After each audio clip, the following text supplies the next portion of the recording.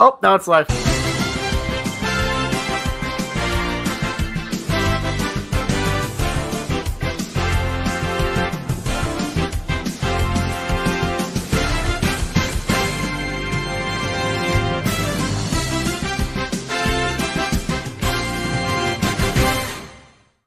Hello and welcome back to the Weekend Spread. I'm your host, Bobby Howard. With me today, we've got Boatin Blake, Ty Lee, and look, I know we've missed a lot, everyone, since we've been gone. I'm pretty sure we didn't do a national championship podcast. We did nothing of the sort to cover Jason Witten being hired at OU, or DeMarco Murray leaving and Dylan McCullough coming on. No. We've been on hiatus. The winter season has been turbulent, but we have crawled out of our break. We've seen our shadow, and we have returned once again for a tradition, our March Madness podcast. And you might say to yourself, Bobby, why are you doing a March Madness podcast? You don't even cover college basketball. You haven't said a single word about it. And to that I say, nothing matters. One of these days we will all be nothing but dust and no one will remember us. So we're just going to go ahead and have a good podcast. And we're going to pick some games. So joining us on this journey, myself and Boatin Blake here, who actually watches college basketball, definitely a true college basketball fan, die hard to the end. I'm a bit of a layman, but even more of a layman is Mr. Ty Lee. Ty, you're going to lead us through this journey and let the people know what we're going to do here. Yeah, so unfortunately, we are missing our fourth member. Jameson is experiencing some inclement weather, apparently, where he is at. So just the three of us. I will be doing a bit of the hosting here, introducing each game as we go down the ESPN March Madness bracket. And Blake is going to give us some analysis for each game, and Bobby's going to give us his thoughts. I know he said that he, hasn't really been following college basketball, but, like a great person once said, when has a lack of knowledge about something ever stopped a podcaster? So here we are. This is going to be even better because there is going to be a moment that Ty or Bobby and I will be at odds, and Ty will have to be the tiebreaker. No pun intended, but it happens every year. Yeah, so that is true. In previous years, I've been on vacation for my anniversary or some other reason and had not been able to be on the pod. So it's been a minute since I've been able to do this one, but it's always a fun time to go through every single matchup and create sort of the schooner bracket between all three of us. So look, without further ado, let's pull up the bracket and let's start picking some games. Let's do it. All right. So we're starting with this. With this, I will take over the hosting from Bobby here so he can give his expert analysis. Again, we're just using the ESPN bracket. If you want to follow along as you do your bracket, you'll probably be able to fill it out faster than we can get through this bracket, but that is the order we are going in. So match number 1 of the round of 64 in the East, Duke versus Siena. Guys, is this going to be our first Cinderella story? No. I'll let you go first, Bobby. No, Duke wins. Yep, I will save us some time with my Duke analysis later, but Siena, magical season, but their coach is probably leaving to Syracuse, so his mind is on the bag, not actually winning this game. Give me the Blue Devils. So the Blue Devils move on, crushing our only hopes of a Cinderella story. Up next, we have Ohio State versus TCU, Boatin Blake's beloved Frogs versus the most annoying fan base in this game if TCU weren't playing in this game. So this is honestly a banger of an 8-9 game. I think two teams that are better than the quality that they're currently seated at. TCU, although a rocky start to begin the season, we finished incredible. I think we won 8 of our last 9 before the tournament. Our one loss being a UCF tournament, or UCF team that's in this tournament. Ohio State just kind of did the exact same thing, locked up some big wins in the Big Ten. They're led by Bruce Thornton, who is an absolute monster of a guy. When you talk about college basketball and how the landscape has changed and how nobody seems to want to be 4 years at a program, it's so cool to see Bruce Thornton stay at Ohio State. But I think Jim Dixon is going to have him in a house of horrors, Bobby. This is going to be really bad. I think I really love this TCU game, and this means this TCU team, and this means I'm going to get my heart crushed because I've like finally kind of done a little bit of a 180 on Dixon. I thought he should have been gone by the beginning of the season. I was posting in the message boards, fire him. I've been telling you all for years, fire him. And then he comes around with one of the best performances we've seen with him in Fort Worth, and it really where it started. Xavier Edmonds, that guy is a beast, but David Punch, Micah Robinson, Jace Posey, we have so many dogs on this team. It's going to be a low-scoring affair, I think. I think it's going to come down to the end. TCU loves to blow close leads, but I'm really excited for this. I'm really, really excited for this matchup. So give me the Frogs. Blake, your level of enthusiasm tells me everything I need to know about this. You're Jamie Dixon, for those uninitiated to Boat and Blake speak. Your opinions on him go up and down. And right when they hit, a bit of a peak, a little bit of a crest, things come crashing down. And what better way to do that than against the Ohio State Buckeyes? It's not even that I don't like TCU. I actually like TCU quite a bit. I actually like Jamie Dixon. But just knowing how this is going to go, it's going to be a crushing loss. You're going to have a full offseason to complain about him. And, Ohio State is I think the Buckeyes win this one. And, I feel like these two teams have been, crossed have crossed each other's paths to some degree. First college football playoff, TCU gets left out for Ohio State. Ohio State obviously got the edge on that one. The Buckeyes get the edge here too. So we're going to go Ohio State. So Ty, who are you picking? Wow. So only our second game and I'm already in tiebreaker mode. Unfortunately, Bobby, I am probably going to brick our entire bracket here by doing this. Give me the Frogs. I love TCU. So up next, we have St. John's versus Northern Iowa, only our third game to pick. I promise this is not a pattern, but there was not a pun or joke that I could come up with here. So St. John's versus Northern Iowa. Who do we have? Yeah, I mean, look, St. John's obviously has had a bit of a renaissance here, under Rick Pitino, which, you got to give them credit. Not as good as they were last year, but, another good, scrappy, season. And Northern Iowa has been noted to have, quite a few crazy performances in their past, notably with the team right below them here and potentially second-round matchup in Kansas. But, I don't think Ali Farouk-Manesh is walking through that door on this one. Give me the Johnnies to advance. Yeah, I think like the public's going to be all over. I think Northern Iowa in the sense of a popular pick for a 12 seed to advance over St. John's.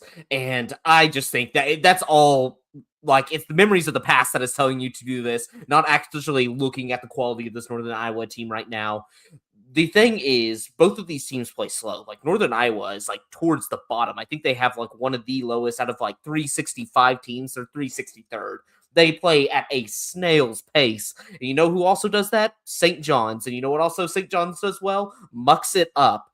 And that always scares me. It's when you're playing with a team that also, usually it can be a good thing sometimes for a mid-major. Say you're going up against a fast-paced team like at Alabama, somebody that's whipping the ball around a lot, and you're able to just have them miss a good amount of shots, slow it down, limit their possessions. But that's how St. John's wants to play, and they just have significantly better players. I think Rick Pitino, although he could have some disappointing performances in March, he's just such a good coach. It feels like he's guaranteed to at least get to the round of 32 here. And selfishly, I want the Bill Self Rick Pitino matchup. So I'm taking the Johnnies. Red Storm advance over Northern Iowa.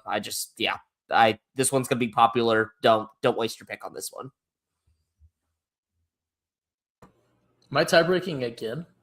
No, it's St. John's. Okay. Yep, Okay. we're all St. John's. All right. Up next, we have the Kansas Jayhawks versus California Baptist. Well, we know that someone is getting dunked. Yeah. No, that was a good one. That was a good one. Jameson, who would have loved that one, but Cal Baptist can't score which is an issue when you're a mid-major. They're pretty good on defense, but they haven't come up against an animal like Darren Peterson. I think they played, what was it? They played some Big 12 teams in the beginning. Oh, yeah, they played like Utah, Colorado, BYU, lost all of them. Like, they played some D1 competition this year, haven't fared well, doesn't even look that great. So, Kansas, Darren Peterson's going to lead this one. Yeah, I know Peterson, some dodgy stuff with him sitting in, sitting out. This is not going to be a problem for this one, though. Give me the Jayhawks. All right, so no surprises there. The Jayhawks move on. Up next, we have Louisville versus South Florida. Can the Cardinals hold off the Cardinal direction? Blake, what do you think about this one? This is where I'm going in. This is where I'm going in for the first episode. USF has been, talk about, I guess, a great, just like a great year for their athletic department. Had a better than average season. I'll admit that, even though I wasn't a fan of their football team. And then won the American. And the American has actually done a pretty good job in the tournament as of recently, especially with their champs. I like Isaiah Nelson. He's a walking double-double. They are hot right now. And Louisville, I've watched them a little bit this year. They have the top end talent to beat good teams, but the problem is they're a little too inconsistent. This one's going to be, talk about like chalky in the sense of like everybody's going to be choosing South Florida. I'm taking the bait. I'm taking the bait. I think the Bulls win here. Bulls win in a close one. Yeah, my favorite thing about this matchup is, usually in college basketball, you have like, oh, this is a classic old Big East matchup. This is technically also a classic Big East matchup, if I recall correctly. Just maybe not as glamorous as, Syracuse, UConn. I don't know. Let's have some fun. Let's go with the USF Bulls here. That sounds like a good pick to me. So birds with teeth go down here. All right, I like it. Up next, we have Michigan State versus North Dakota State. Can the Spartans hold off the Bison, or will Leonidas be sent home to play Monopoly? Which it sounds like Thermopylae. Monopoly. Monopoly or Thermopylae. Yeah, I was supposed to say Monopoly, just normally. Yeah. It was a good attempt. It was a good attempt. But okay. Well, that's that's on me. I don't know why I thought Monopoly. Whatever it is, read it as if Monopoly rhymes. Look, I like the Bison. They're fun, just in general. That's a fun program, but Tom Izzo and March, man. Michigan State. Yep. January, February, Izzo. He's gonna, this. All right. Dakota State, not even close. No surprise, Michigan State moves on. Up next, UCLA versus UCF. Two fun facts about this one. Two of the most popular t-shirts by sales volume for these. UCLA's t-shirt fans versus UCF's actual students. And second fun fact is the t-shirt fans and the actual students all have the same ACT scores. I'm going to say this one seems easy to me, Bobby, but there is one little thing that's making me hesitant. I've actually loved what UCLA, has been doing all year long. No. Basically, as they've been going through their struggles, Mick Cronin has just decided to become like this big target that anytime he gets in front of a microphone, he is saying one of like the craziest things. He chastised a reporter for asking about the student section of an opposing fan base and called it the dumbest question he's heard in a lifetime. And when the guy like followed it up, he just starts saying, "Did you raise your voice at me? Why are you yelling at me?" And the guy's just talking completely normal. He's like, "We got it all on video."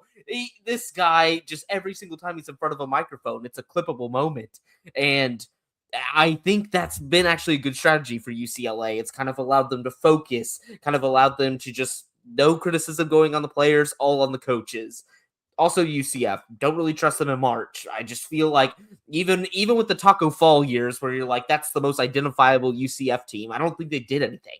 And so I'm going to go UCLA. The problem is UCLA can't beat teams off the West Coast. Like, I think their only win on the Eastern time zone this year in conference was like Penn State, and Penn State was absolutely dreadful. It was all the road wins were happening at USC, at Oregon, at Washington, all the West Coast Big Ten schools. So that worries me. This game being played in Philadelphia, that's the only thing that has me hesitant. But Mick Cronin's on one, and I don't know how Bobby's going to choose the next one, but he might be on some BS if it's Hurley versus Cronin. That is just an all-time coaching matchup when it comes to antics. So I want it. Give me the Bruins. Yeah, I want to manifest Hurley versus Cronin too. Give me UCLA. I don't have a super big feel on this, but just in general, I feel like we need at least 2 rounds of Nick.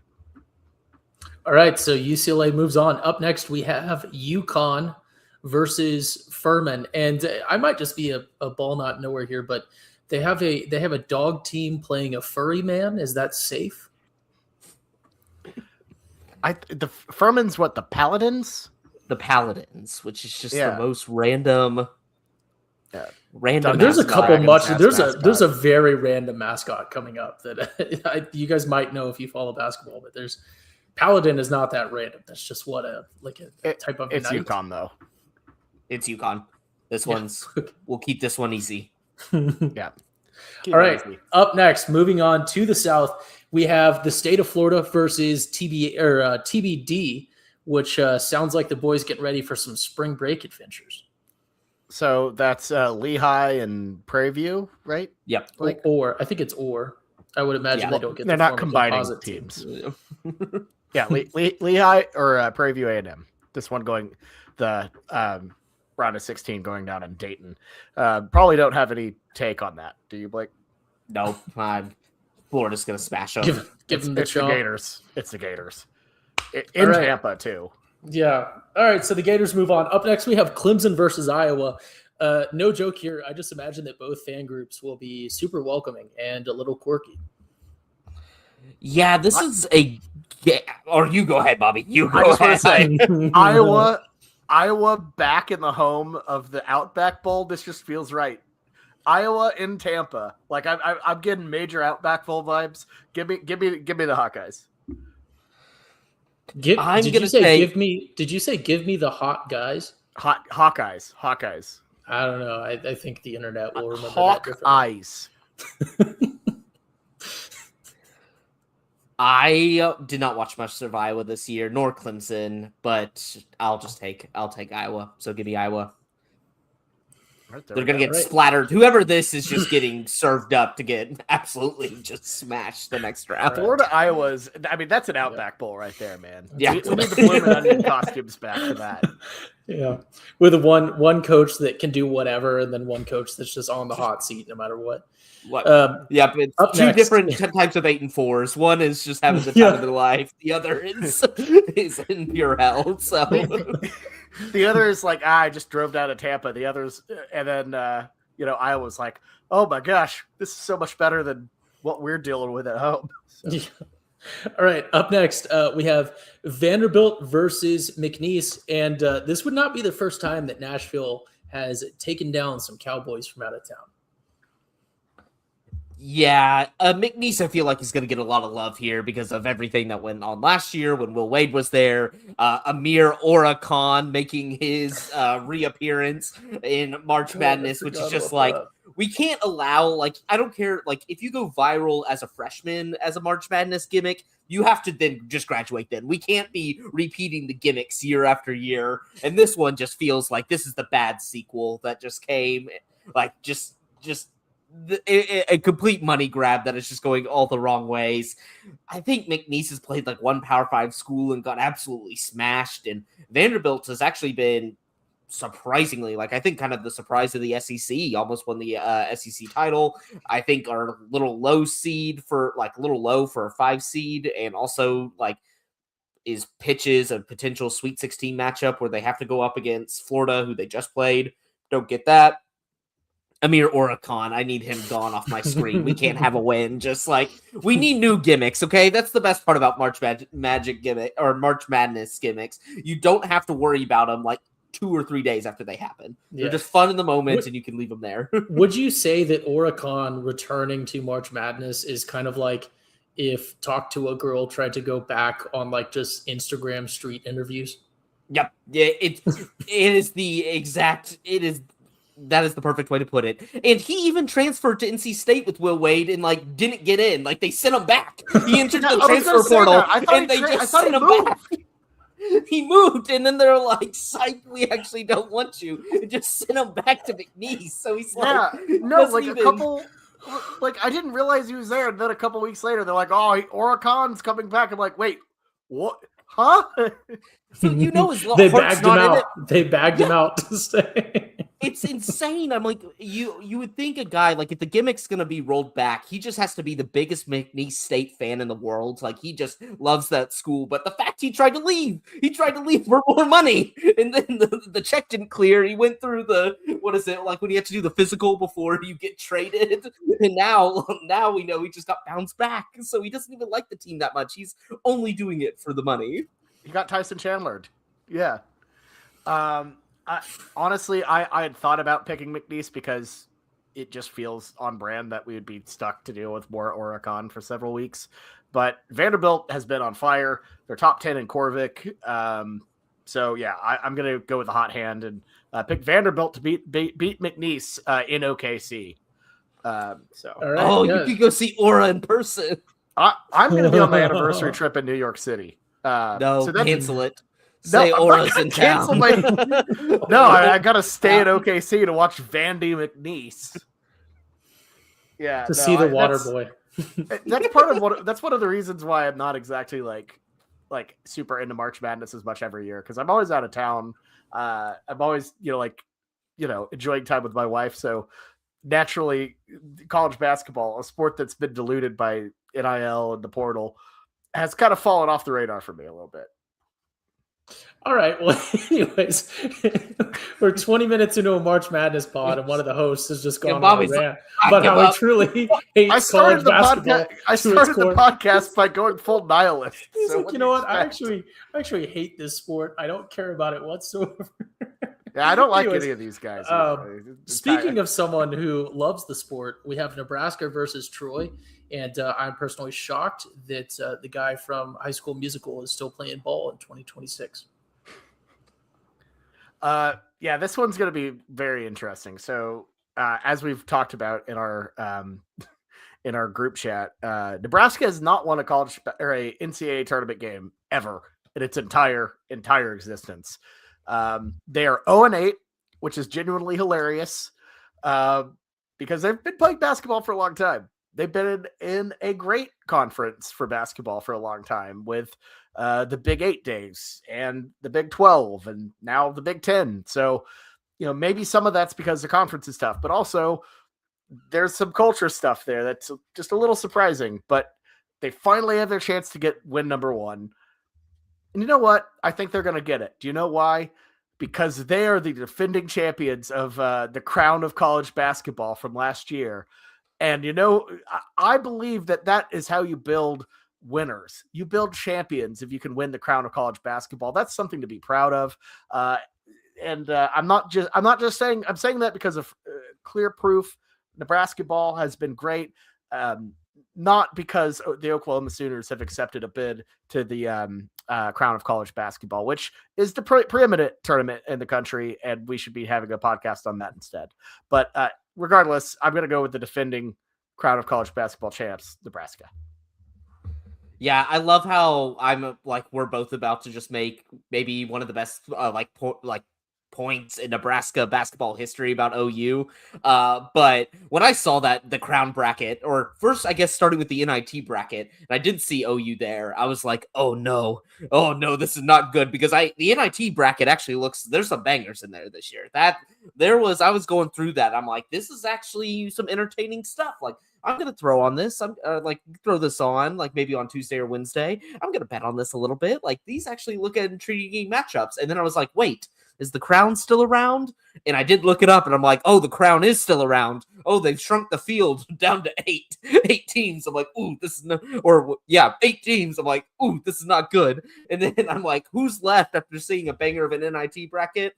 And I saw that bracket today. I'm like, yep, those were the teams that were left because my God, the Big 12 returning matchup of OU Colorado starting it out. Just so bad, but I'm going to put it on Ty. I want Troy to win this game so bad. There's really nothing special about this team. Scott Cross, he's a pretty good coach. Coached at UTA, got them to their fullest potential, and then got like randomly fired for no reason. Don't get that. But I just want I just wait. How did he get fired? No, I'm just gonna say in general, if we don't know the reason it's been kept up, hush hush. Wait, we I was also probably going to should. say, did you say Scott Frost? No, he said not Cross. Yeah. Cross. I was going to say, though, okay. we I probably was shouldn't gonna be say- going on the record with clippable moments of going, he got fired for no reason if we don't know the reason. I'm was praying gonna it's not say- that bad because he got rehired so quickly. So Okay, if that's the case, then Troy's bad too.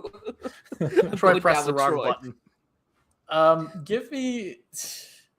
You know what? I went with you last time for just a homer pick, knowing I'd be wrong. So give me Nebraska. I'll side with Bobby here to remain. That's close. fair.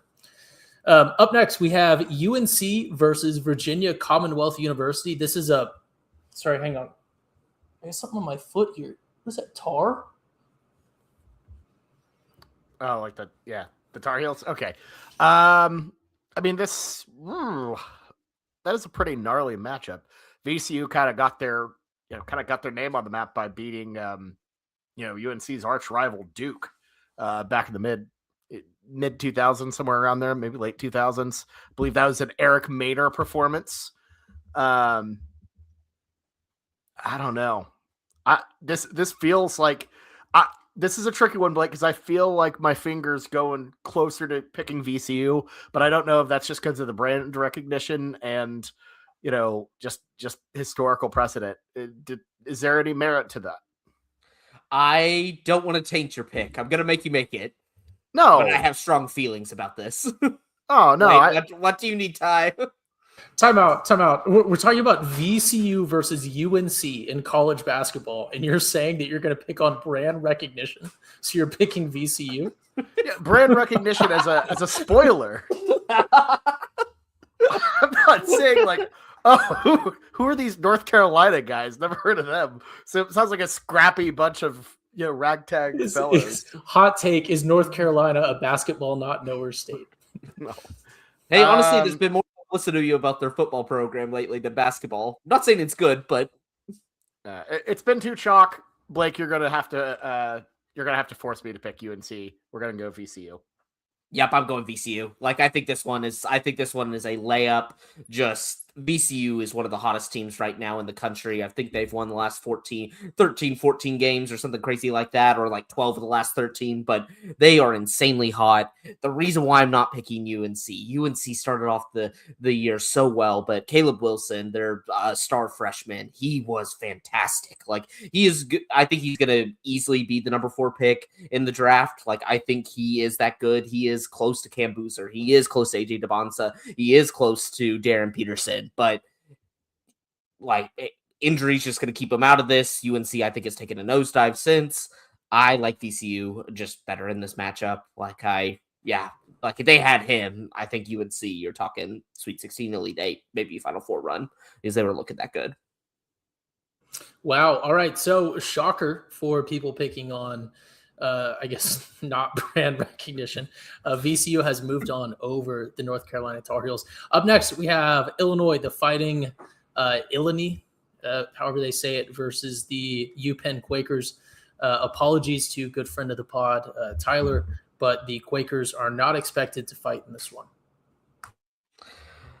I feel bad. Yale should have been there, but they had the chance. What you always got to do, kids, foul while you're up 3, especially when Penn was insanely hot from the 3-point line. Especially, I had to look him up because this guy just went insane. Believe his name was it Ethan Roberts? Maybe. Yeah, he just went. He went insane in their final game. No, he did not play. I don't know all the Ivy League names. They all sound the same, but there's a guy that just went completely just nuts for Penn, scored 40 points, led them to that victory. The problem is the Illini are just the most gifted, I think, offensive bunch in the country this year.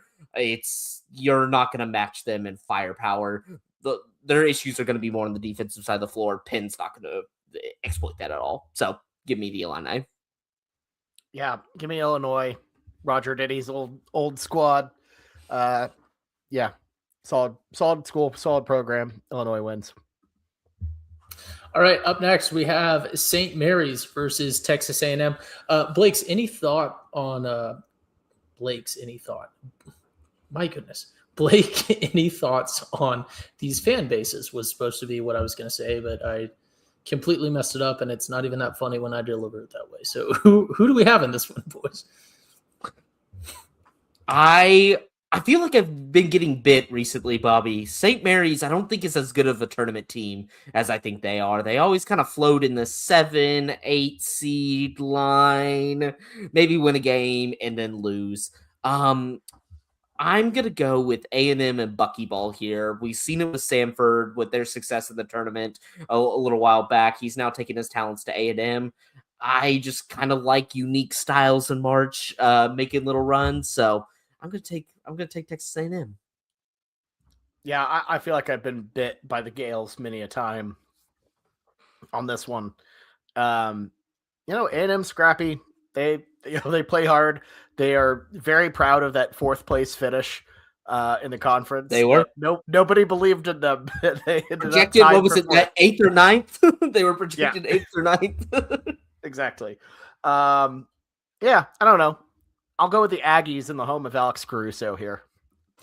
It's absolutely disgusting that we're on here talking about a Texas A&M Cinderella story, potentially.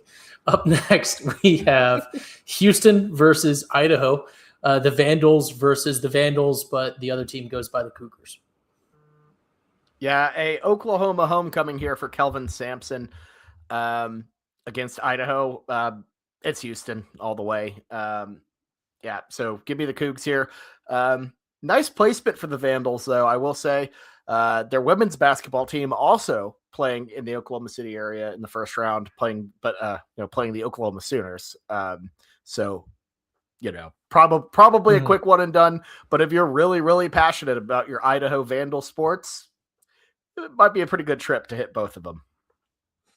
Probably my favorite low major conference is the Big Sky, and I love Starch Madness. I love all the teams out west, the mountains. I think it's just such a cool aesthetic, such a cool conference. But the problem is, I read like a stat today that it's like, I think like in the last 27 or 28 appearances, they only have one win as a conference in March Madness. And it was like Montana, like way back in the early 2000s. So I think that's always given me a perception that these teams can compete and come out. It's probably not going to be the case, which makes me sad. And just talk about a team just as a mid-major that would suck to play is like Houston. Houston just swarms you. Like, it's not even like you got to go with the cocky team that has maybe like a star player that's leading them. You shut down the star player. They get a little cold to them, beat them. It's not just like systematic like annihilation like Houston, where it's like, sure, they have Kingston Flemings this year, who's fantastic, going to be a top 6 pick, but it's just their entire team is just going to grind you to death. It's bad for a mid-major to go up against Houston. So give me the Cougars. All right. So unfortunately, the Idaho is going to get ground into some of that mashed potato powder that you can heat up in the microwave. Going on to the West, presumably this is based off after the top seed, because first game in the West, we have Long Island versus U of A, Arizona. Bobby has requested that I not tell this joke that relates to Tucson being in the national news lately, and I forgot to write a second one. So who do we have in Arizona versus the Long Island Sharks? This is a very interesting one to me. Arizona, obviously, great run in the Big 12 tournament, but we know who they are. They always drop. They always disappoint, and they're going up against a pure vibes team in Long Island. I feel like it would be a trendy pick if you're ever going to have a trendy 16 pick or 16 seed upset pick to go with Long Island. I'm going to wait to drop Arizona here. As much as I'd like to pick Long Island, I just don't see it happening. So give me Arizona, but man, what a story with Long Island. I feel like this is going to be like the part of one shining moment, like when the teams first start losing, but you have like, oh, that was a fun game. Remember that? That was almost an upset. This is what we'll get with Long Island. We need just one shining moment. We just need just a few fans, Long Island University fans there doing fins up. And I just need that. I need that as their clip because this is going to be a splattering. But I've never seen a 16 seed have so much motion and so much of America rooting for them to do well. But it always sucks when it's like the really low major schools. Like, I don't know if y'all have seen those videos, but that gym is small. Like, that gym is smaller than most high school gyms. Like, that is a small gym. And I think even too, it's it's in Brooklyn. Like, I think the university's in Brooklyn, not even on Long Island, in Long Island. I don't know. I don't know what Long Island Brooklyn's really on is. Brooklyn is technically Long Island. Okay, The I see. Hamptons This is are why I also don't. technically on Long Island. It's a very long island. Don't tell New Yorkers that. But yeah, this one's gonna be sad. But if we had to pull out some magic for one team, I hope it's Long Island. Yeah, fins up. Sad fins up as Bobby clicks on U of A to advance. Next, we have Villanova versus Utah State. I don't know, man. Some pun about mom talk, I guess, because Utah. This isn't even the fun part of Dirty Utah. soda joke versus the Pope. What do you mean this isn't the fun part of Utah? Explain That to is me also true. the fun part of Utah. You could make a case like Salt Lake City, you're close to the mountains and you're going skiing. Like, that's No, fine. yeah, there's absolutely some there's elite stuff. ski There's towns. stuff to do in Salt There's Lake. some elite ski towns. They have the salt But this- flats. Somebody's gonna try to roast us. For See, what is I feel like obviously I feel like the Salt Flats. You never is heard not of my Park thing. City? Yeah, but if you're into like motorsports, then that's a big deal. Yeah. So Yeah, I mean, this is what like seeing the salt flats is like okay, but like if you're into like land speed record, like motorsports stuff like that, that's yeah. like If you're Sunny Birch like type of stuff. if you're Sunny Hayes, then Sunny it's more Hayes, about the not salt Sunny flats. Birch. Oh, I People thought are that was a out- basketball reference. I didn't know you were trying to reference. No, Brad I was Pitt trying. in the Yeah, F1 Sunny movie. Hayes. Sunny Hayes. Yeah, Sunny Hayes. Villanova. I don't know. No, this is where Bobby's wrong. It's Utah State has been one of the most impressive teams in the Mountain West, absolutely destroying their competition. Villanova just like kind of lumping through just this horrible Big East this year that it's like, yeah, they're better than most of this crappy conference, and gets you to a decent record that looks nice on paper. But this team has played nobody, Paul. I think it's Utah State. They're threatening. They're fun though. I do like that they lean into their Aggie identity. I saw that when the student sections they did this year, instead of like striping it out, they did a whole like cow pattern. So yeah, I'm honestly moving my gavel back to Utah State because I forgot about how great that student section is. The band was in pink for the udders. It was perfect. Yeah, I loved it. Yeah, no, Utah State, criminally underrated fan base, like in terms of student section. So we're gonna advance the Aggies there, especially because it's like this one's in San Diego, close-ish, not really. It's closer than Philadelphia though. Yeah, Villanova loses their first tournament game despite having the Pope on their side. Yeah, I would imagine that Utah State travels well. Although I did not know the Pope is on their side, so we have a whole like religious war angle to this one. Yeah, so the Pope's a Villanova guy. That is interesting. Okay. Anyways, It really hasn't helped the White Sox though. So yeah, yes, or Bobby's beloved Bears. To be fair, but we're not here to talk about the NFL. No, they went on a pretty good run.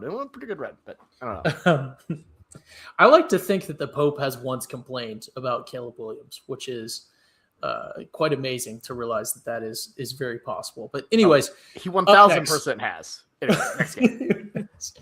We have Wisconsin versus High Point. And fun fact, no one has ever been higher in Wisconsin than Aaron Rodgers on a home game day when he played for the Packers. Oh man. Because he was I don't know, using man. drugs. I don't know, man. You get a nice like fall day on the Isthmus. I could see some people having themselves a time. That's a really cool college campus for sure. Can confirm.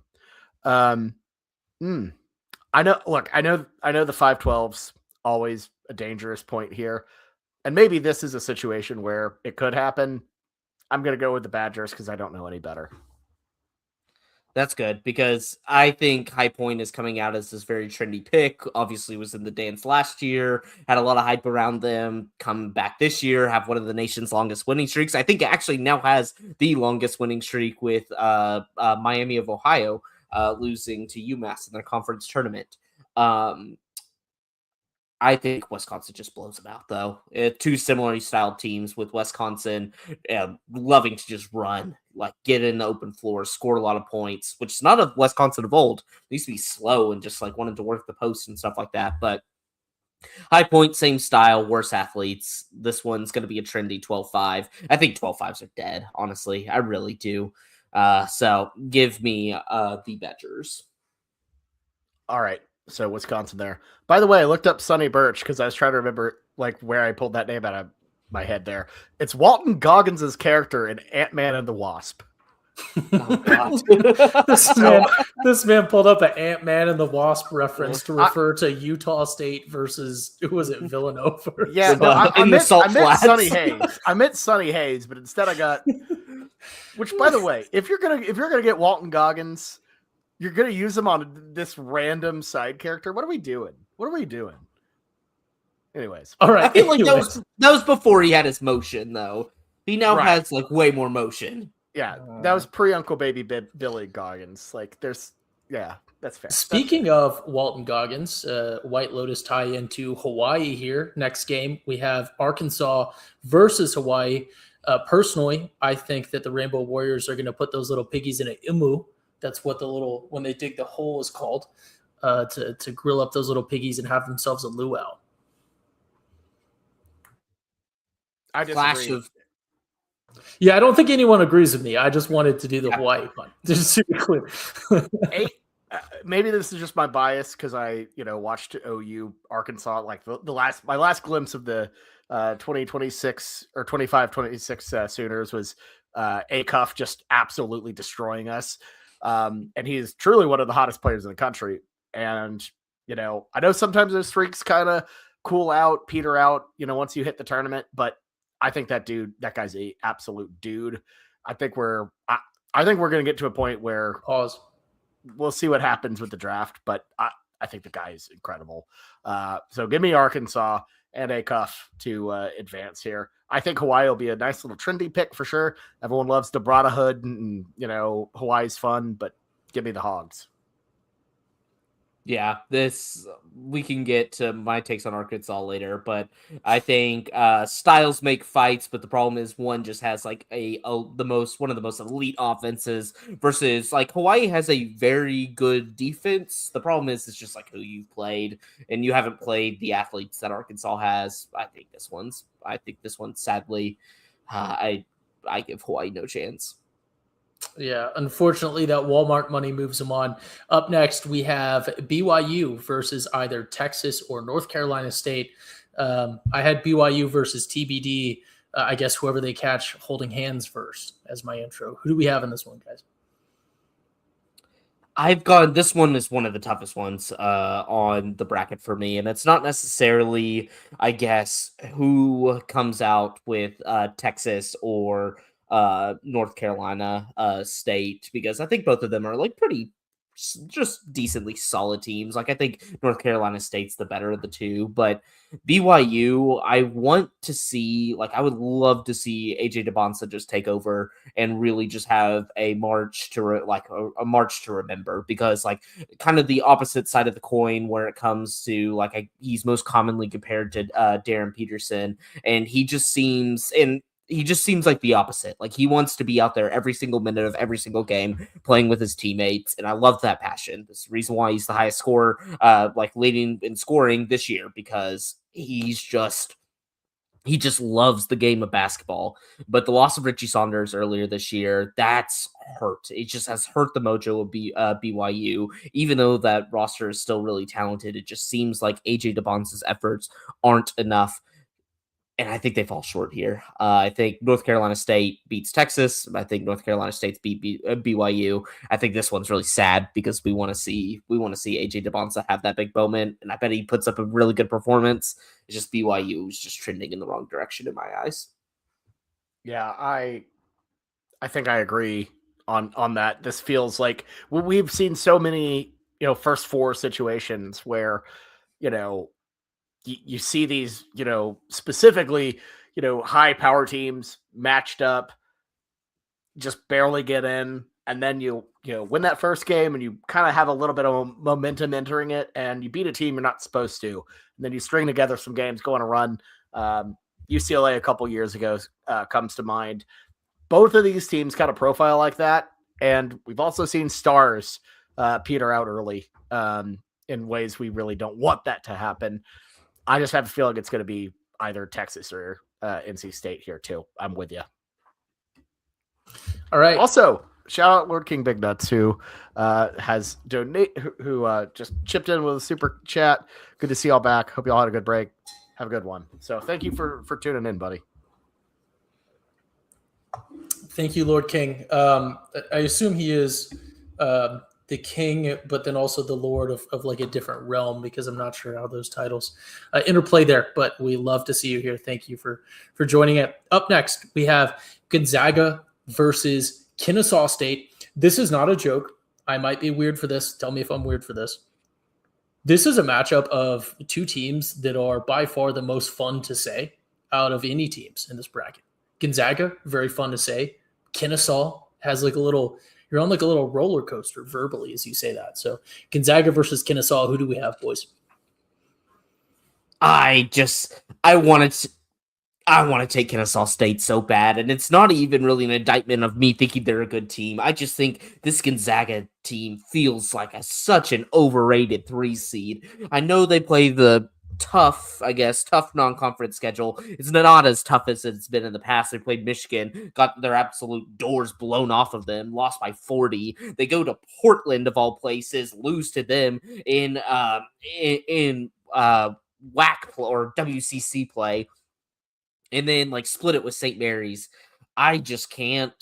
I don't trust this Gonzaga team. I know the record looks good, but the record's a little bit of an indictment of their schedule. There's some teams that also made March Madness that their record says something. They are not that good. We will get to that one. But I just don't trust Gonzaga. I think wait for them for now. I'm not going to take Kennesaw State because I think they can. The one thing Mark Few does well, I think besides 1 year really in his career, like he doesn't lose like incredibly early when he's not expected to lose incredibly early. Like he does usually a pretty good job at like getting his boys ready, getting them to the tournament and stuff like that. When it comes to the later rounds and actually achieving something, that's where the disappointment starts to happen. But I'll take Gonzaga here, but I just do not love them. I do not love them at all. Yeah, I feel like even the weakest Gonzaga teams find a way to get past this first round. So give me the Zags. All right, up next we have Miami of Florida. For those of you who are listening on podcast form, we love everyone who's listening on YouTube or video or on podcast. But Miami, Florida versus Missouri. You've heard of Miami's iconic matchups such as Catholics versus convicts. Well, get ready for convicts versus your slightly odd neighbor who's always asking if you saw some weird show that's only available on Peacock. This one, I think Miami's a well-rounded team. I don't think they're elite per se. I don't think they're bad, but the one thing I feel like this year is they've gotten steady output in the ACC where they're kind of just beating teams. They'll lose the occasional one to the good one, but Missouri, I just don't even know what to think about them. They are the hottest. They are the coldest. They own the big wins versus Florida, but then they could just go on stretches where they lose about 6 straight. They were kind of like the anti-OU, I feel like, in that sense. It's like they got all their wins done early and then just started sliding into this, whereas like OU drops and then just all the work starts at the end to get him in. So I'm going to go Miami based off of that, but not super strong feelings. What's up, Ty? I would just like to point out, Blake, for your analysis, the ACC where Missouri spiritually belongs out of the Power 4, Power 5 conferences. Mizzou belongs in the ACC. I don't really. I don't agree with that, but Missouri. That's the problem is they don't belong anywhere. Like that's why the schools shouldn't exist. I'm like, they don't really belong anywhere. I'm like, they're not a fit anywhere. I'll be in the cold hard ground before I recognize Missouri. I will say Missouri should be a culinary school where they just focus on perfecting barbecue. Oh, God. They're good at barbecue. Missouri's good. Whoa, that's not a cold take to say Missouri's good at barbecue. No, I don't think it's a cold take. They're just not the best at it. I didn't say they're the best. That's just the most Missouri thing ever. is pretty good. It's never. Well, I will say this one is going on in St. Louis. Not what is depending on who you ask.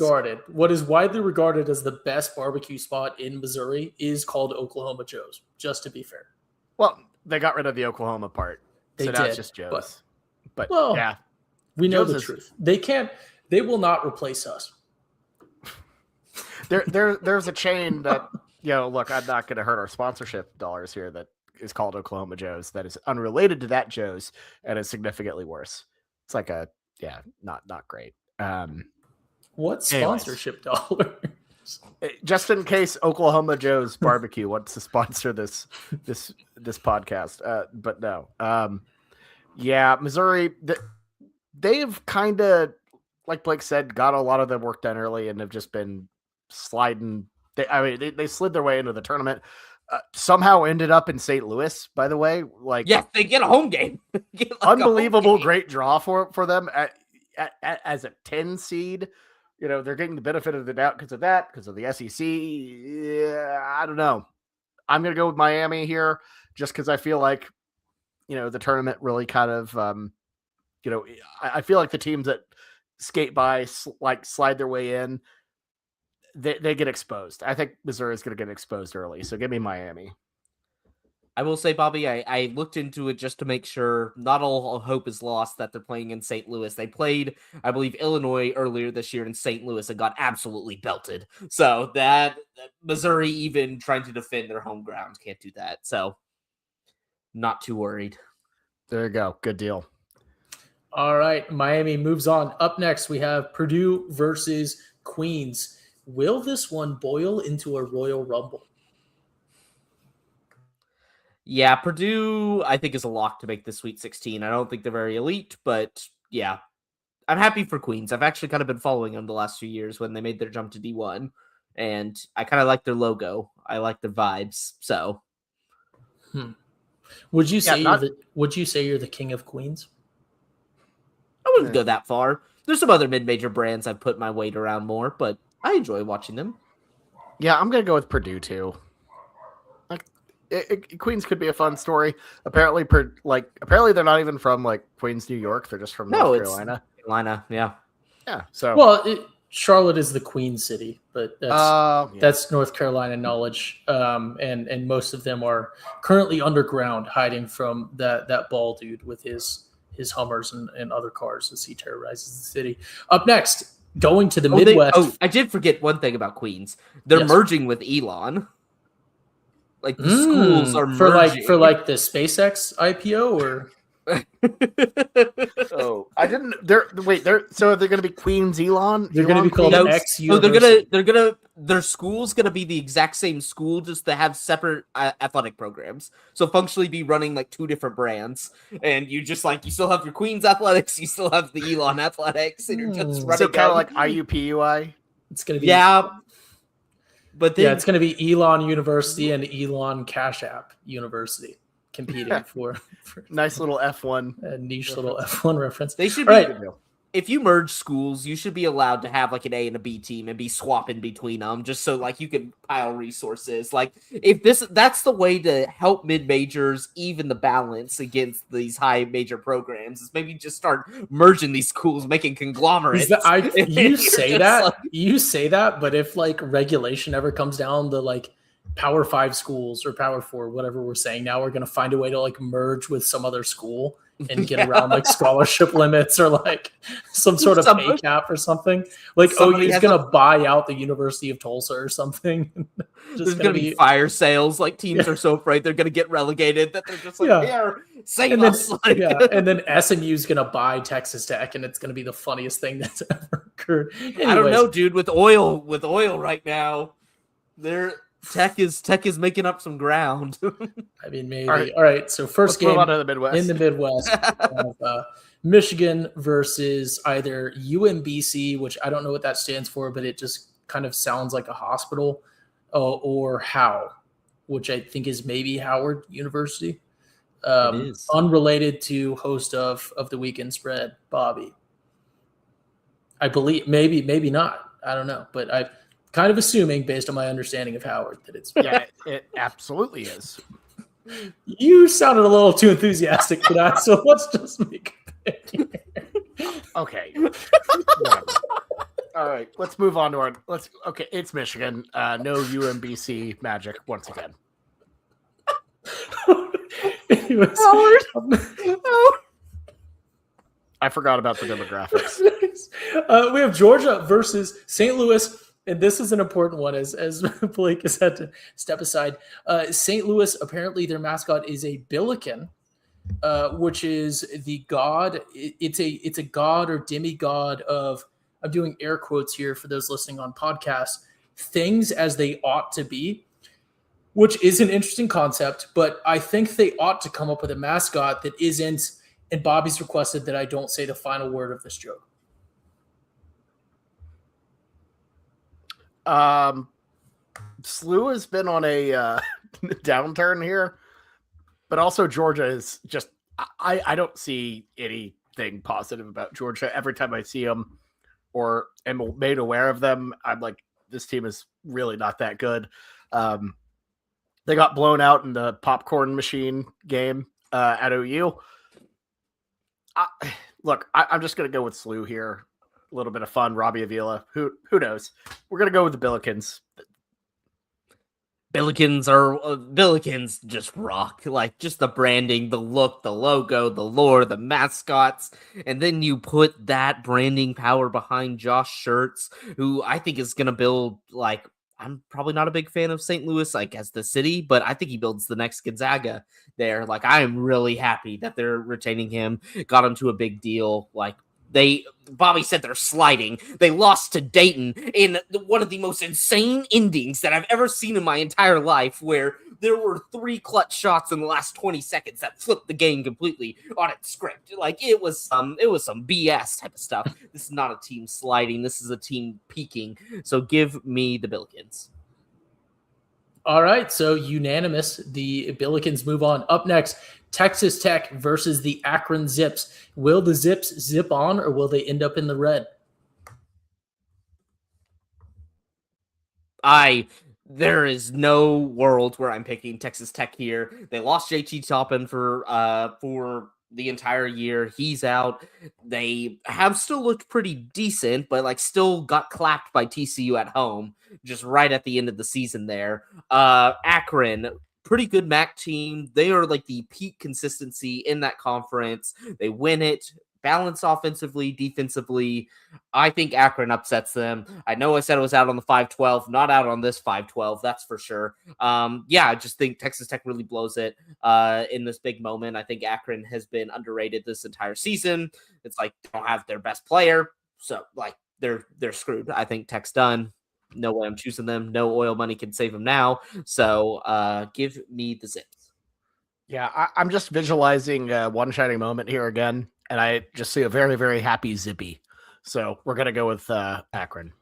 Zippy Cinderella. I love it. I love it. All right, up next, we have Alabama versus, and not as a joke, but correct me if I'm saying this wrong, Hofstra? Mm-hmm. Okay, so Hofstra, however you say it, is an anglicized Dutch name, apparently, that means from the garden, which makes sense for a team from the New York City Metro. Who do we have in this one? Alabama?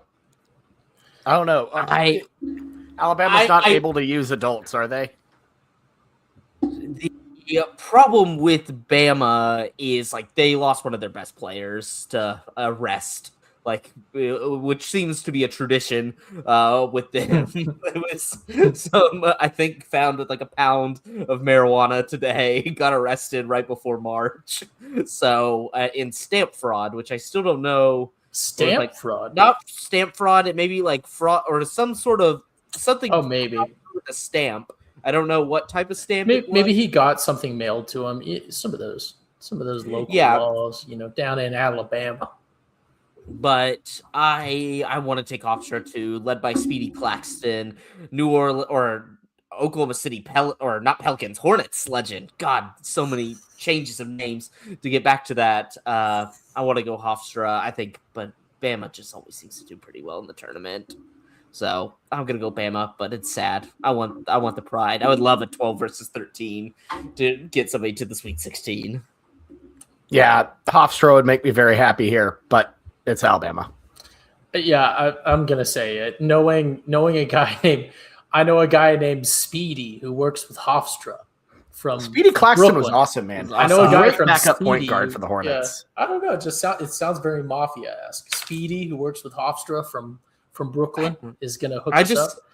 We need to bring back nicknames like that. It's getting too, like, not to rag on one of our players, but it's getting too initialized. It's Ant, SGA. There's too many just like three, like, bring back some like cool names that like SGA is a champion and an MVP. Like Yeah, Ant he is, corny. but Ant's corny. He just Hey, the problem is we're just getting too simple. I like round bound of rebound. Like that's such a cool nickname.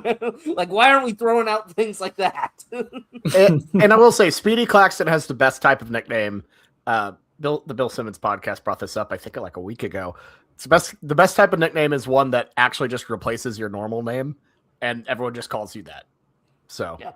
Speedy Claxton. Magic Johnson. That sort kind of of thought that was the definition of a nickname. Anyways, we have no, I Tennessee. mean like some people have like nobody like Anthony Davis, the Brow. Nobody's like calling him the Brow, or you know what I mean? Like just I've never even just heard that until now.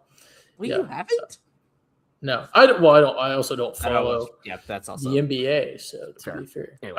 I don't like Ant because he was disrespectful to the greatest player of the LeBron era, Steph Curry. But anyways, Tennessee versus either Miami of Ohio or SMU. I think this is probably a quick one. Who do we have? Easy, Tennessee. It's going to be Tennessee versus SMU because Miami of Ohio, like, I don't think they deserve to get into the tournament. They didn't. Whoa. They did not. They did not. It's everybody played, all these casuals played this sob story about, but they went undefeated in the regular season. It's all about winning games. Yeah, they're winning games against, they played 3 NAIA schools. Like, they didn't have one quad 1 result on the schedule. Like, what are we talking about here? It's like, there is a threshold that you have to start playing some big boys, and they just cried. They're like, but the big boys won't play us. Yeah, because you probably were asking for money. You were probably doing all this other things. It wasn't like you were putting out this ultimatum to be like, oh, come and get us. Like, we're going to beat y'all. Everybody in that Miami, Ohio locker room knows they're not one of the best teams in the country. Like, they're barely skirting games by versus one of the directional Michigan teams who, like, put 5 cents into their basketball program.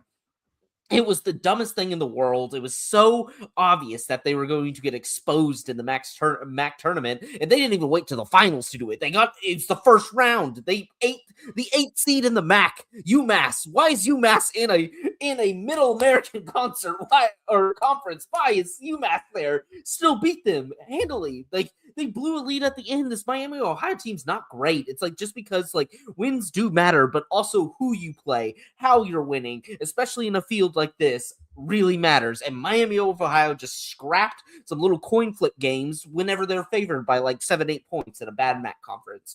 They are terrible. They're gonna and that's what makes me sad is like now we get SMU, like just my rival is gonna wax them, just get a free win into this. So I'm not rooting for either. I refuse to root for I will not root for Miami of Ohio.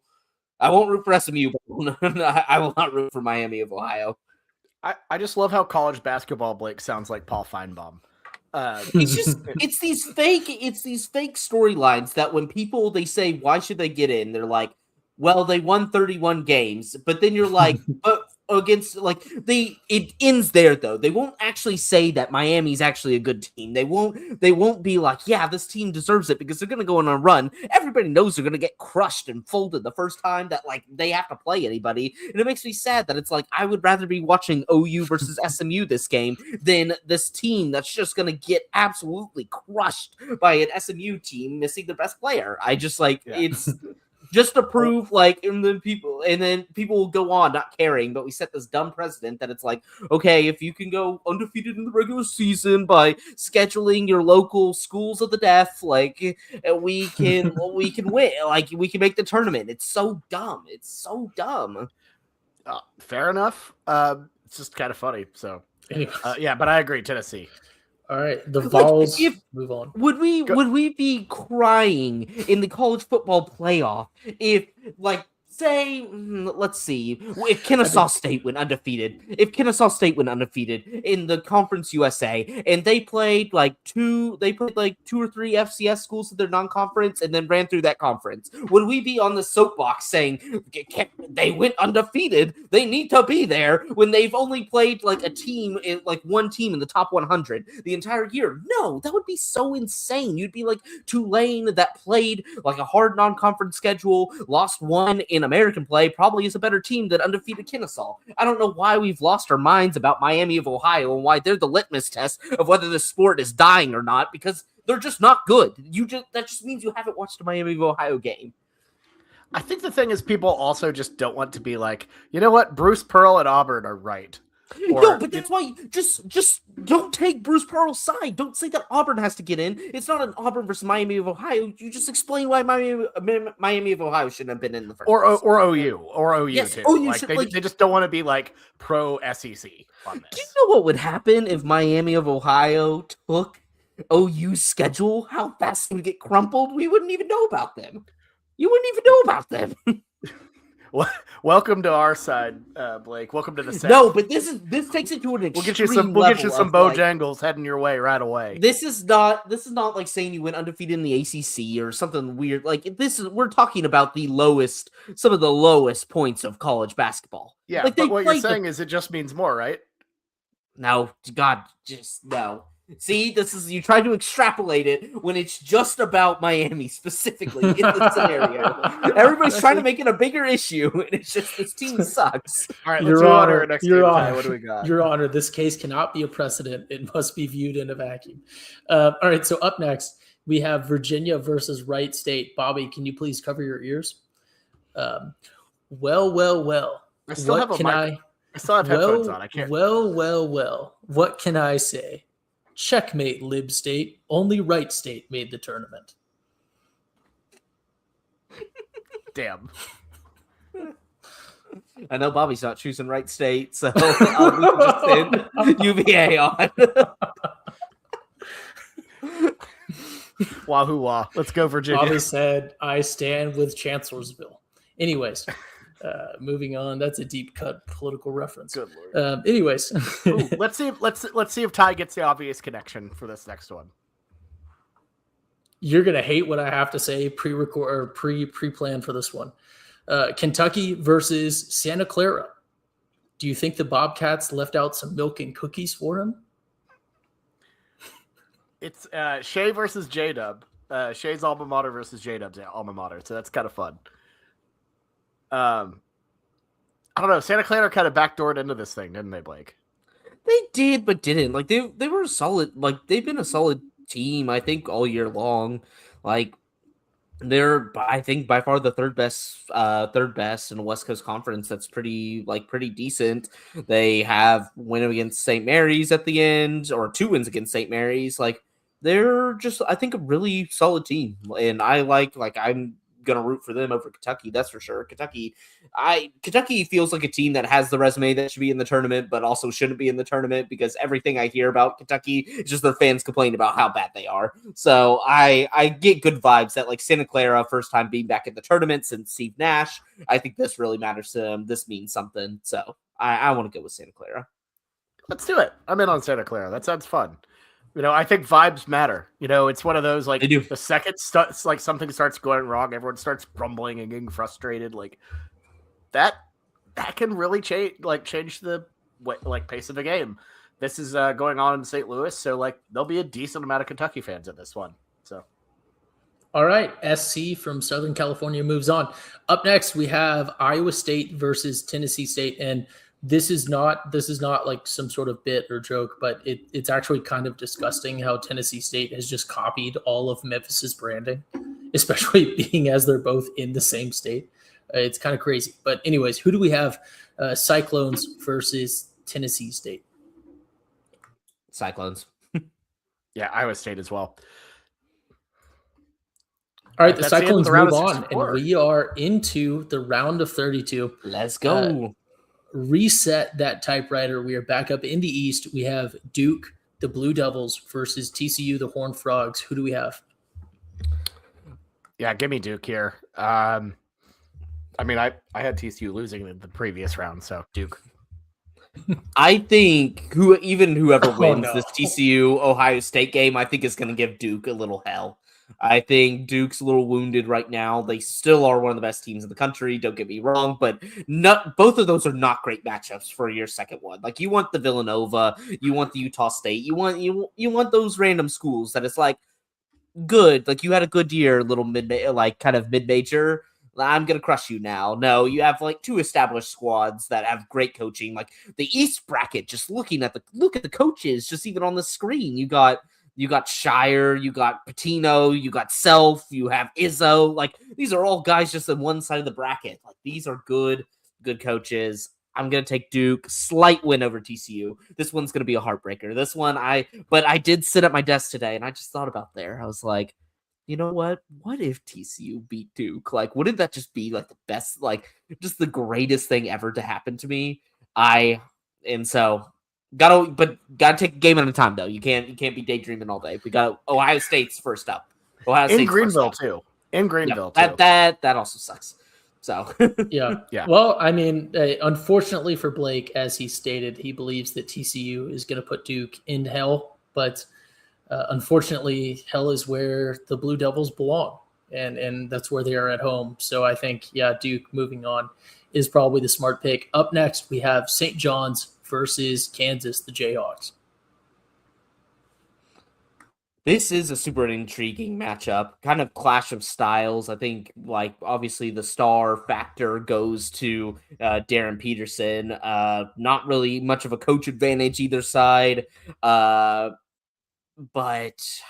God, I think St. John's is good. I think St. John's can muck it up. The problem is they can't shoot. Like, I don't get why Rick Pitino builds these teams with some, like, a whole bunch of non-shooters. And we saw it, I feel like, last year, March Madness, where they just hit a wall and you need some guys. Like, I know the defense can be there, but you need guys to hit shots, especially with Darren Peterson. It's probably the best shooter in the country, like, is on the other side. I think Kansas rolls here, honestly, pretty easy. Patino gets a lot out of St. John's, but I just feel like even with Kansas sliding a little, I don't trust St. John's in these big moments. So give me the Jayhawks. It's been a while since we have disagreed on one. I'm going to go with St. John's and Patino. I know it didn't go well for him last year, but, massive opponent here with KU. Give me the Johnnies. All right, back to be a tiebreaker again. Look,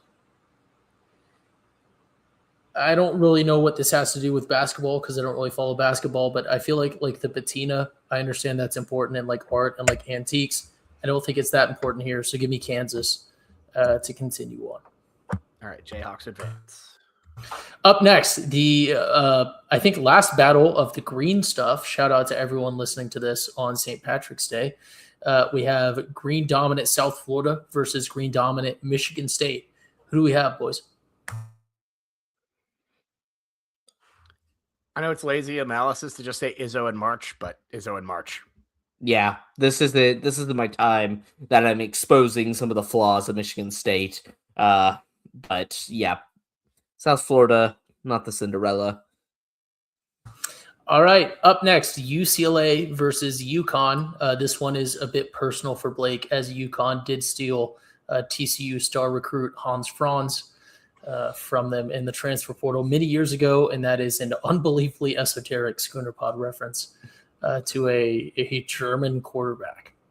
He's somehow he is probably 40 years old, but in all of our minds, he's still 21 with at least a year of eligibility left. He might. And he's looking. I'm pretty sure he's just actually 21. He was 30 from the second he stepped on campus. Is 21 UNC status, chat? This one coaching matchup intrigues central. These are two just whiners, and it is just gonna be. I need dedicated little side box picture in picture each corner of just those two coaches working the sidelines. I think UConn has been The problem is, I think actually the Stars. So the Stars, I think, are on UCLA. Like I think Donovan Dent's insane. The problem is he's banged up right now, and UCLA is just, it seems like a health risk. But UConn, although a 2 seed, they were basically a lock as a 1 seed and just have squandered this away coming into the end of it. The record doesn't show it, but they had a chance to get the regular season title in the Big East versus Marquette and lost to a really, really bad, like Marquette was horrendous this year. I don't know if I trust him.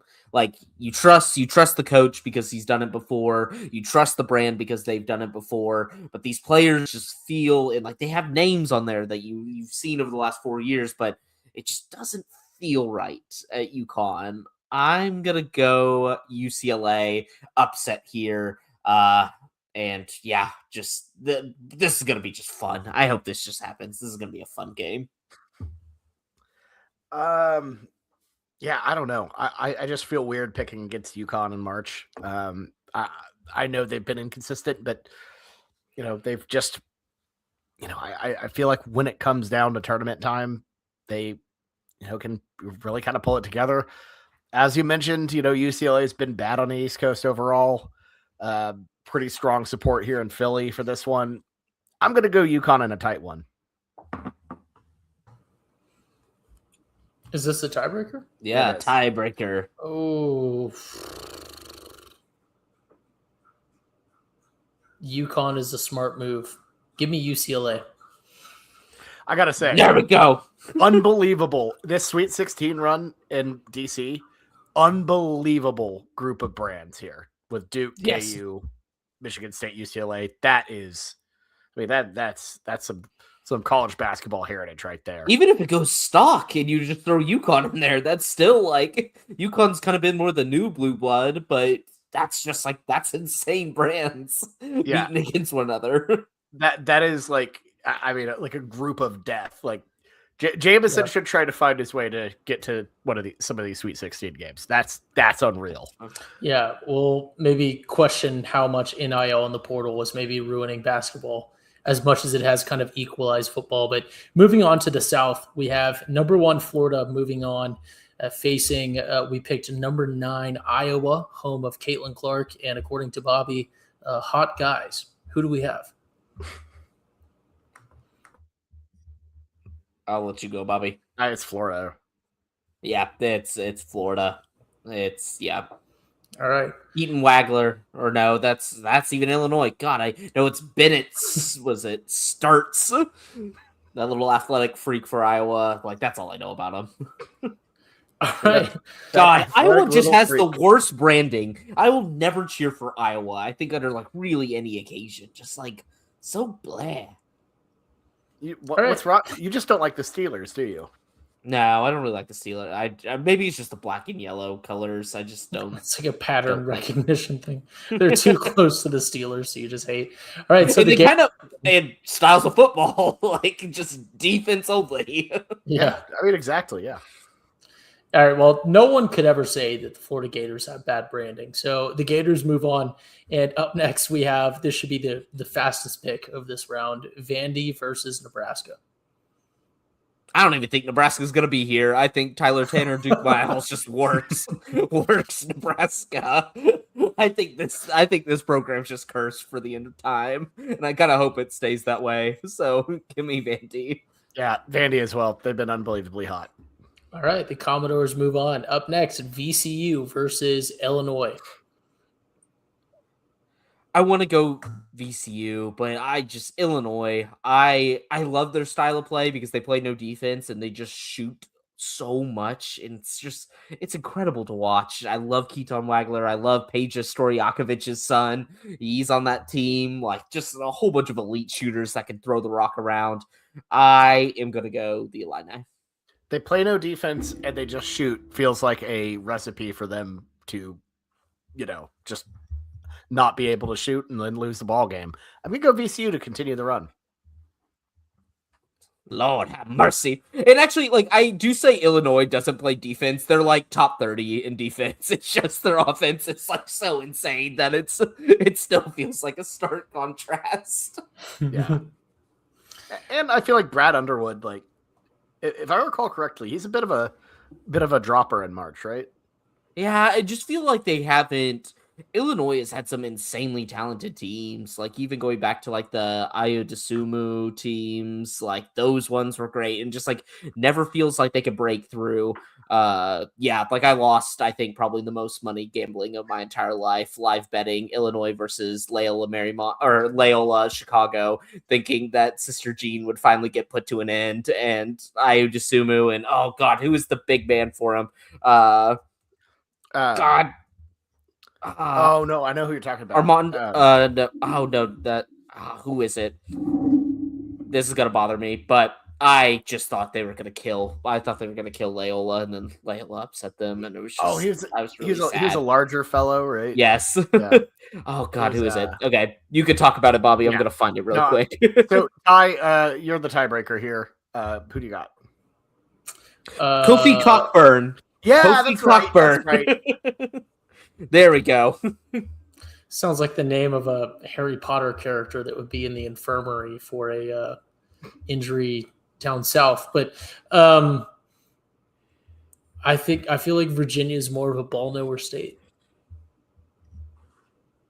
So give me VCU to move on as the tiebreaker. Up next, we have Texas A&M versus Houston. This is a decision that many Texas high school seniors must make every year if they don't get into Texas or TCU and they cannot afford out-of-state tuition at OU. Yeah, I'm pretty sure this decision's made for them. Because if you're don't you like automatically get into A&M if you get like above a C or something? I think you have that mixed up. A&M's like a really hard school to get into. Houston A&M has like a 76% acceptance rate. I know Blake, I know that off the dome for argumentative purposes. I would say probably the harder one would be A&M. Houston's definitely easier to get into, but this is not a which one's harder. They've tried because the joke is about them being easier than TCU, SMU, Texas, and everybody's tried to afford Oklahoma. Everybody's tried to copy the Texas, like you have to be top like 10% of your class, but you can't do that because Texas takes all those people. Because of to, like, yeah. Okay. Oh God, no. I like Houston though. I think Kelvin's gonna try to make a real run at it. I mean, obviously that's why you're in it, but yeah, I like UH. I want him to win one so bad. I just feel like I hate it when coaches just consistently just pump out some of the best teams in college basketball and just can't get it done. But Houston. All right, Houston, the Cougars move on. Up next, we go out to the west. Arizona, U of A versus Utah State. Who do we have? I think this one's easy. Arizona. Yeah, you think so? Yes, yeah. I know they've come up short, but the talent this year is insane. You got Braxton Burries, you got Koa Pete, like you got just some insane dogs, and that's not even mentioning Bradley, who was the Big 12 Player of the Year. Like they are loaded, and I think even the Big 12 Player of the Year isn't the best player on their team. So like I hate Arizona, thoughts on Bryce James. God, I think he took that red shirt at the end of the day with the 0 minutes played the entire year. Yeah, I could see Utah State like messing around and winning this somehow, but I mean, let's be honest, it would be like one of those crazy upsets that Arizona runs into. It's gonna be Arizona. Yeah, it's like Arizona has usually they have one person. And that's why, like, they'll still do well in the regular season, but that one person doesn't show up. They have three. Jaden Bradley, Braden Burries, and then Koa Pete. They're insanely loaded this year. It's sad. I want nothing but the worst for Arizona. They're another one of those schools I just hate in basketball. Just. All right, U of A moves on, although this would be the round that Utah State would turn into a Cinderella if they kept winning.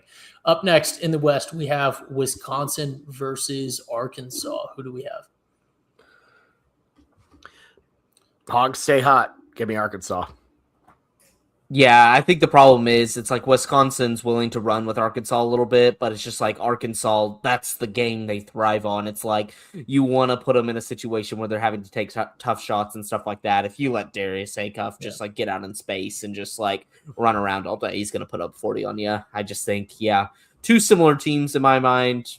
just Arkansas is the way better, the way more. I would say I will say this: they can be the way more variable one, but it seems like of lately the Arkansas, like just the hot one, is the only one showing up. So Yeah, I will say from a college football perspective, that's a very like 7-5 versus 7-5 bowl game coded matchup.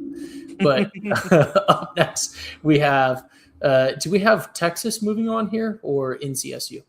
I had NC State just because I like Okay. or I don't like Will Wade, but I think he's a better So- coach. We'll say hypothetically NC State. That's a TBD game versus Gonzaga. Who do we have? This is where I have the upset. I think Gonzaga is just it would be hard for me. Oh. They're not making it past the Sweet 16, like for sure. If I could place a bet on that, like I would love, even if it's really juiced odds. Don't care. Pretty I'll take sure it. you can place a bet on that. I know with all these markets these days, you can put up you could just put up anything. Where like I miss when you had to really dig around to find like who will take some of this action, and now you create markets for yourself with your little inside information that everybody just seems to be capitalizing on. Yeah, Sorry. These I'm with days. you. I'm with you though. I think this 11 seed makes a run. All right. So in our world, NC State moves on. Up next, we have Miami versus Purdue to round out this the West. It's a Belk Bowl ass matchup right here. Yeah, this. Purdue. Yeah, the thing about Purdue, I'll say it now. Purdue is a very solid team. They struggle against the elite competition. I know that comes off the fact that they just beat Michigan in the Big 12 or the Big 10 championship, but it was seen this year that it's just like it seems like they struggle with the more athletic teams. I don't think Miami really tests them. I have Purdue. It's like Purdue's probably going to go pretty decently far in this bracket just because of how it's set up for them. But I just don't think I see no potential to make it to the Final Four. So. All right, up next, we are going out to the Midwest for Michigan versus St. Louis. I want to do it. I want to do it so bad, Bobby. I want to do it. I want my guys to go on a run. Do it. No, I can't though. This Michigan team is pretty insane. Yaxel Lindenberg is just such a fun guy to watch, and just like an even cooler name to say. It actually makes that's the problem. Is this has made me like Michigan a little bit more. Whereas their college football teams were just this unsexy, just grinded out, not fun football to watch. I really enjoy watching this Michigan basketball team play, and I really like Dusty May. So give me the Wolverines. Yeah, Michigan's unreal. Wolverines advance. All right, Wolverines move on. Up next, Akron versus Alabama. I'm gonna do it. Give me the Zips. No, I can't the do vibe. this. No, this no. Alabama has been giving me just kind of rough vibes throughout the season. I was not super impressed when I saw them in person. I thought they had to scrap out against a not very good at the time OU team. You got the classic Nate Oates controversy. I'm going to go with the Zips to just cause a little bit of mayhem here. But that's the thing is Nate Oates is always able to overcome the controversy. It just seems like the exits in March are just they're not super unexpected for him, which is very surprising because Alabama plays this weird, a very in a way it will probably never win him a national championship, but will always ensure that he can get hot and go on deep runs. I can't do it. It's Bama. So tie. Yeah, I'll tiebreaker this.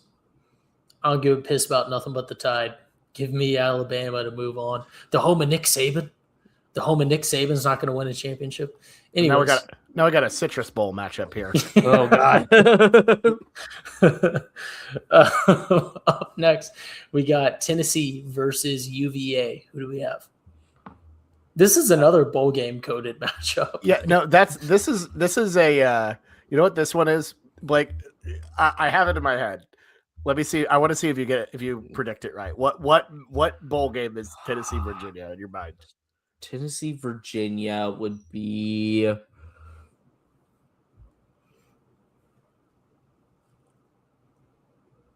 Is it A Duke's Mayo Bowl? Oh, that's what I was gonna I say. think it actually would be. I was gonna I say think it actually Duke's would Mayo. be, but for some reason in my head, I keep thinking it would be like a Music City Bowl. I was about to But- say Music City was my other one. I was like, I think Depends it's on the year. But now Depends on I the year. now I think about it, I think Music City doesn't have the ACC. I think it's Big Ten.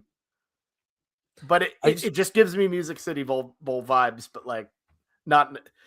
So yeah, it's Duke's Mayo, but like not in a good way. So I'm trying to think of a sad Duke's Mayo Bowl. Is Like Belk the Belk Bowl? Yeah, so Belk possible? I guess it would be a Belk Bowl. The Belk Bowl was Duke's Mayo before yeah. Duke's Oh, Mayo. okay, yeah. So yeah, it's a Belk Bowl ass match. Like a Liberty. Liberty Bowl. Yeah. No, well, Liberty Bowls. I don't know. We don't need to talk about it. I'm trying to, or like a really bad Orange Bowl back before they were all in the playoffs. I don't know. Blake, who do you like? UVA. UVA is a much more well-rounded team. I just don't trust it. Rick Barnes and Tennessee and March is a combination I'll never get behind. So Fair enough. I'm with you. All right, final one of the round of 32: Santa Clara versus Iowa State. with this, I think Iowa State. Yeah, Iowa State's been really, really, really good behind Joshua Jefferson this year. Just fantastic team. So yeah, give me Iowa State.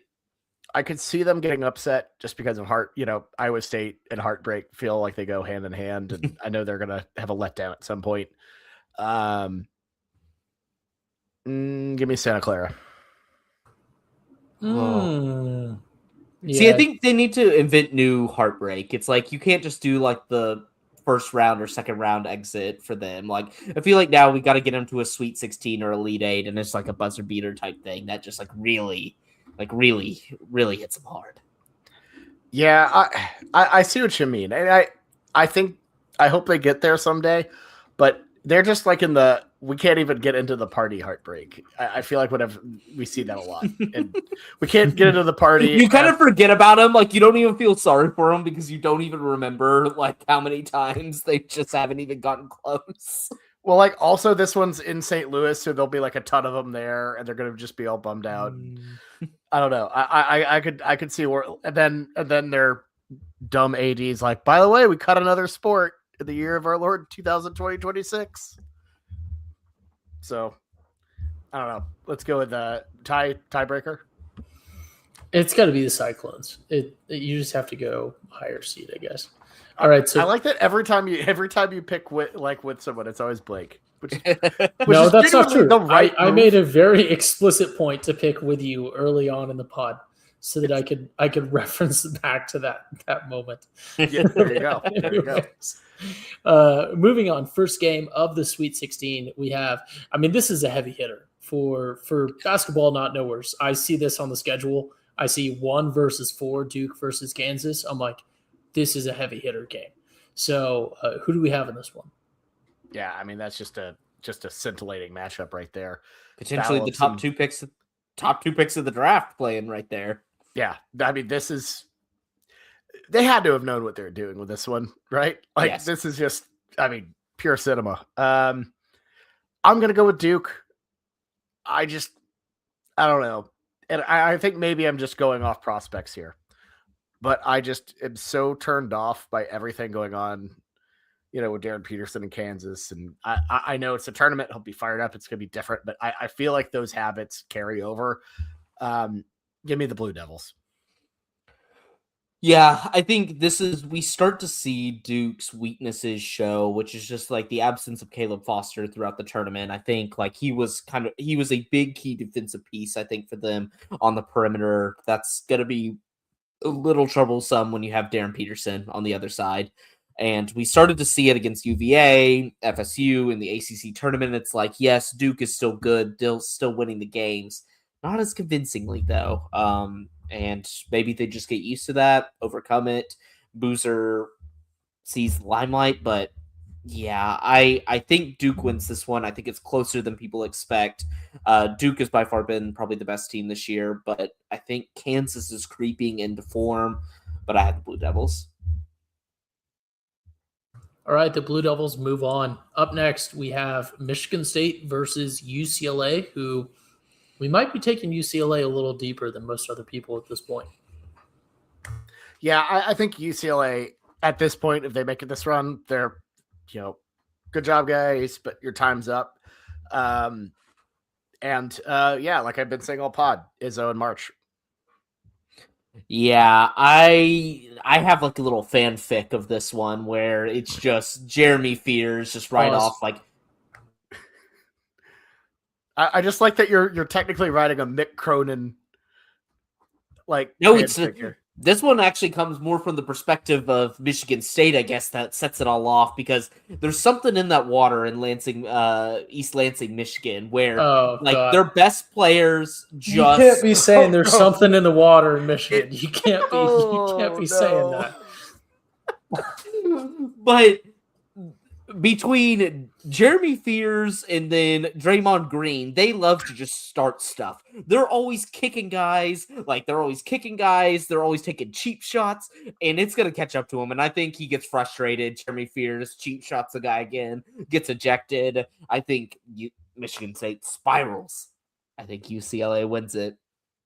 Best player of Michigan State goes down. Can't handle his temper. I like UCLA. Yeah, it's got to be Michigan State. It just doesn't as compelling as the argument is. It's too deep for this UCLA. UCLA has been on it's been debatable every other round, so I got to go with Michigan State. They've had a good run. It's time to tap out. Oh, they're gonna have a great run. Up next, roll it. Should this be a Malort bet? I don't feel comfortable. Yeah. Wait, that's a very what's Malort bet? That's a very hypothetical. If Bobby's not comfortable with a Malort bet, no, this is picks. But how is it even structured? We're talking about a hypothetical game. Yes. Just so if it doesn't, it's like if it doesn't it's like an option. It's an option. You're getting an option. It's like depending on who goes further, Michigan State or UCLA. No, just do it if it's Michigan, UCLA. It triggers the bet. It triggers the bet. Okay, I'm in. That's fun. Yeah, cool. All right, so we ride with that one. Bobby and Blake have a Malort shot, I suppose, on that. On hypothetical Michigan State. Yeah, if it occurs, it'll be triggered. Yeah. Inshallah, as they say. Up next to the South, we have Florida versus Vanderbilt SEC matchup in the South. Who do we have? Yeah, rematch of the SEC tournament. Vanderbilt obviously got the upset there. I feel like Florida, I think they bite back here. So give me the Gators. I feel like when you have a rematch this close together, you can really learn from your mistakes. You have recent tape on what went wrong, and I think Florida corrects here and gets the win. Yeah, the kind of different sides of the same coin. It's like Vanderbilt, you're led by kind of more of a dynamic duo with your guards, whereas Florida, you're kind of a little bit worried about the guards. Xavier Lee has come more into his form as the season's gone on, but I'm not really worried about the Florida bigs. I'm worried about the Florida guards. So where does that leave me? Vanderbilt's beat them once, played Florida in the regular season. I think we lost by 3 or 4. So they play them pretty close every single time. I think this is a banger of a matchup, but give me the Gators. All right, the Gators give them the chomp and move on. Up next, Virginia Commonwealth versus Houston. Oh, dear God. This is... Houston's just going to clap. If VCU gets this far, Houston's going to clap them. It's going to be bad. Yeah, Houston at home too, pretty much. Yes, because regional. We did know that, kind of the whole year. We're like, yeah, Houston's a 2 seed, and they're probably going to get put in the Houston, in the regional, and that's really going to suck for whatever 1 seed's there because they're just right at home. Where didn't they recently go? The last time the Final Four was in Houston. Didn't Houston get pretty close? I think so. I'm trying to. They got last year was in San Antonio. Last year was in San Antonio. Yeah, right? So they made it to the finals in San Antonio. Yeah, that's right. So, but yeah, Houston's move. Yeah, they almost commuted their way to a championship. Up next in the West, we have Arizona versus Arkansas. Another, frankly, heavy hitter matchup game. My desire for like, oh, Arizona's gonna finally blow it, is like to go with the Hogs here is outweighed by Calipari. I feel like he'll get you far in the tournament, but he'll find a way to lose late. I like Acuff a lot.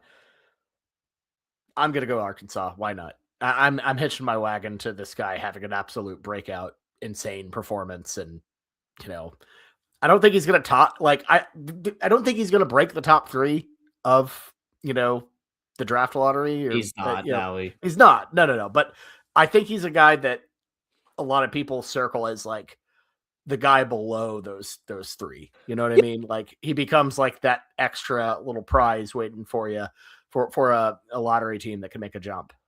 You could have the 5th or 6th pick and easily end up with Acuff, which is just insane, like an insane thought, because this guy is probably like the most polished guard, like freshman guard in the country.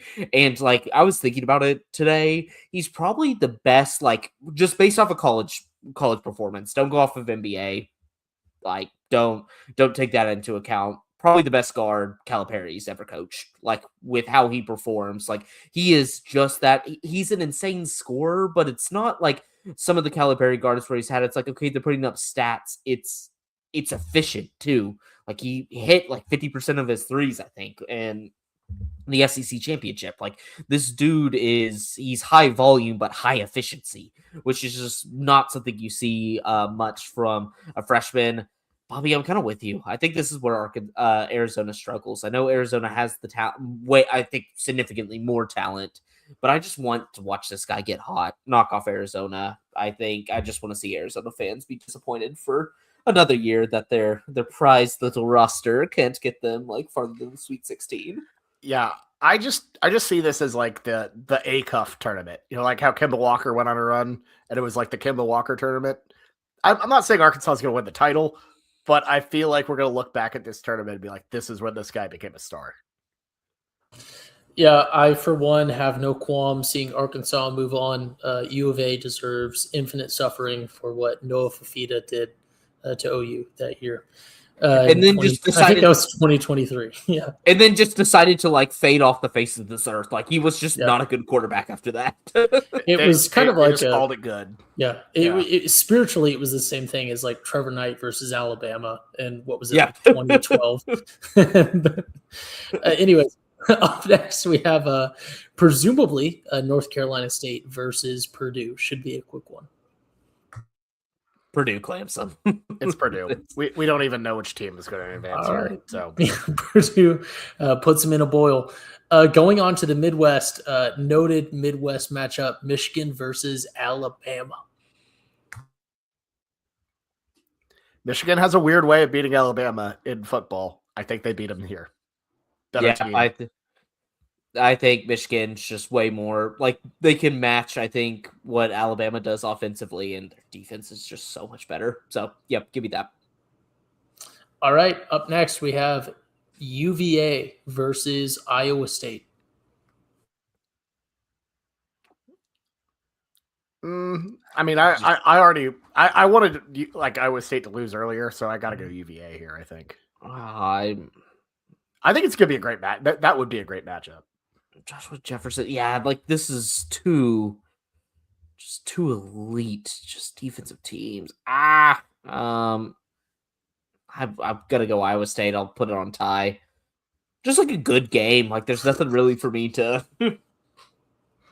I will say that's the thing about this version of college basketball is maybe it's a lot more top heavy, but you get some really good matchups. Yes, I will say. Once you learn, like, I think we're going to get a lot less madness. Like, I think we're going to more mimic, like, last year where it's pretty chalky. Like, I think your 11 seed was, like, still, or, like, your double-digit seed that advanced to the Sweet 16 maybe was, like, still a Power 5 squad. Like, no fun little Cinderella runs, but, like, the moment you start realizing that you get some of these 1-4 matchups and, like, Sweet 16s and they actually deliver, that part is pretty fun.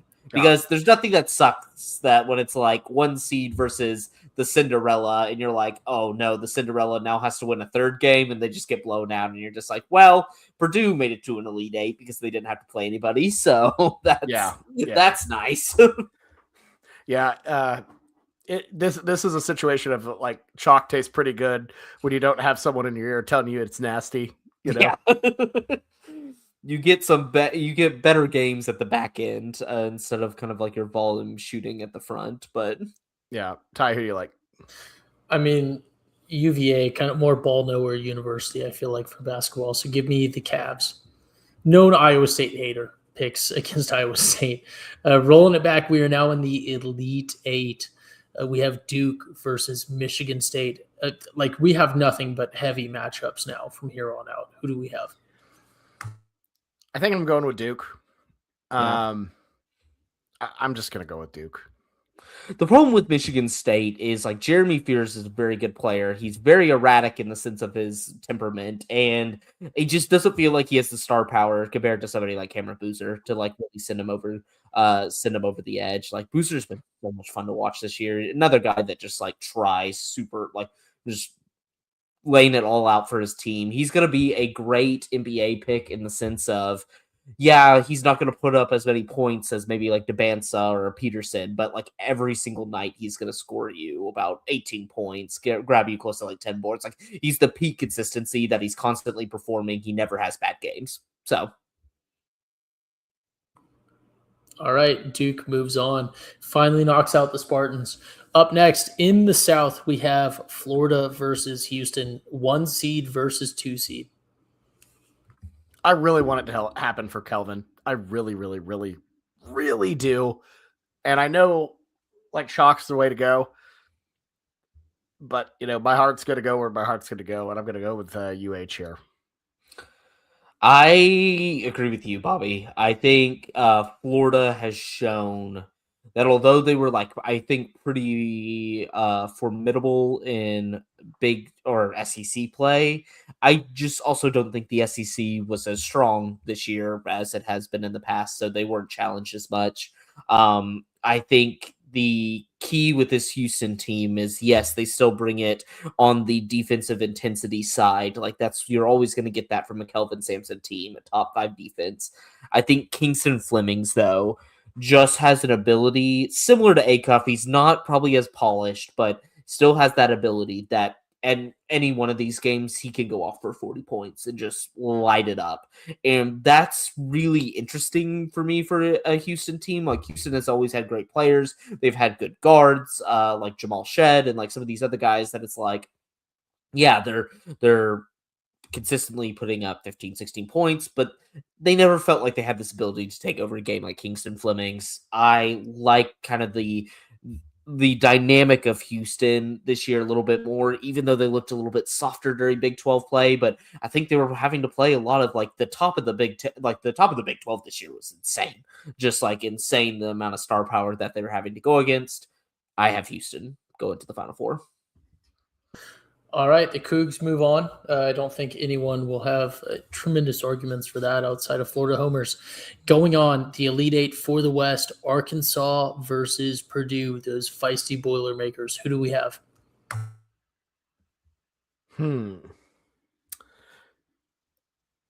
Oh, man.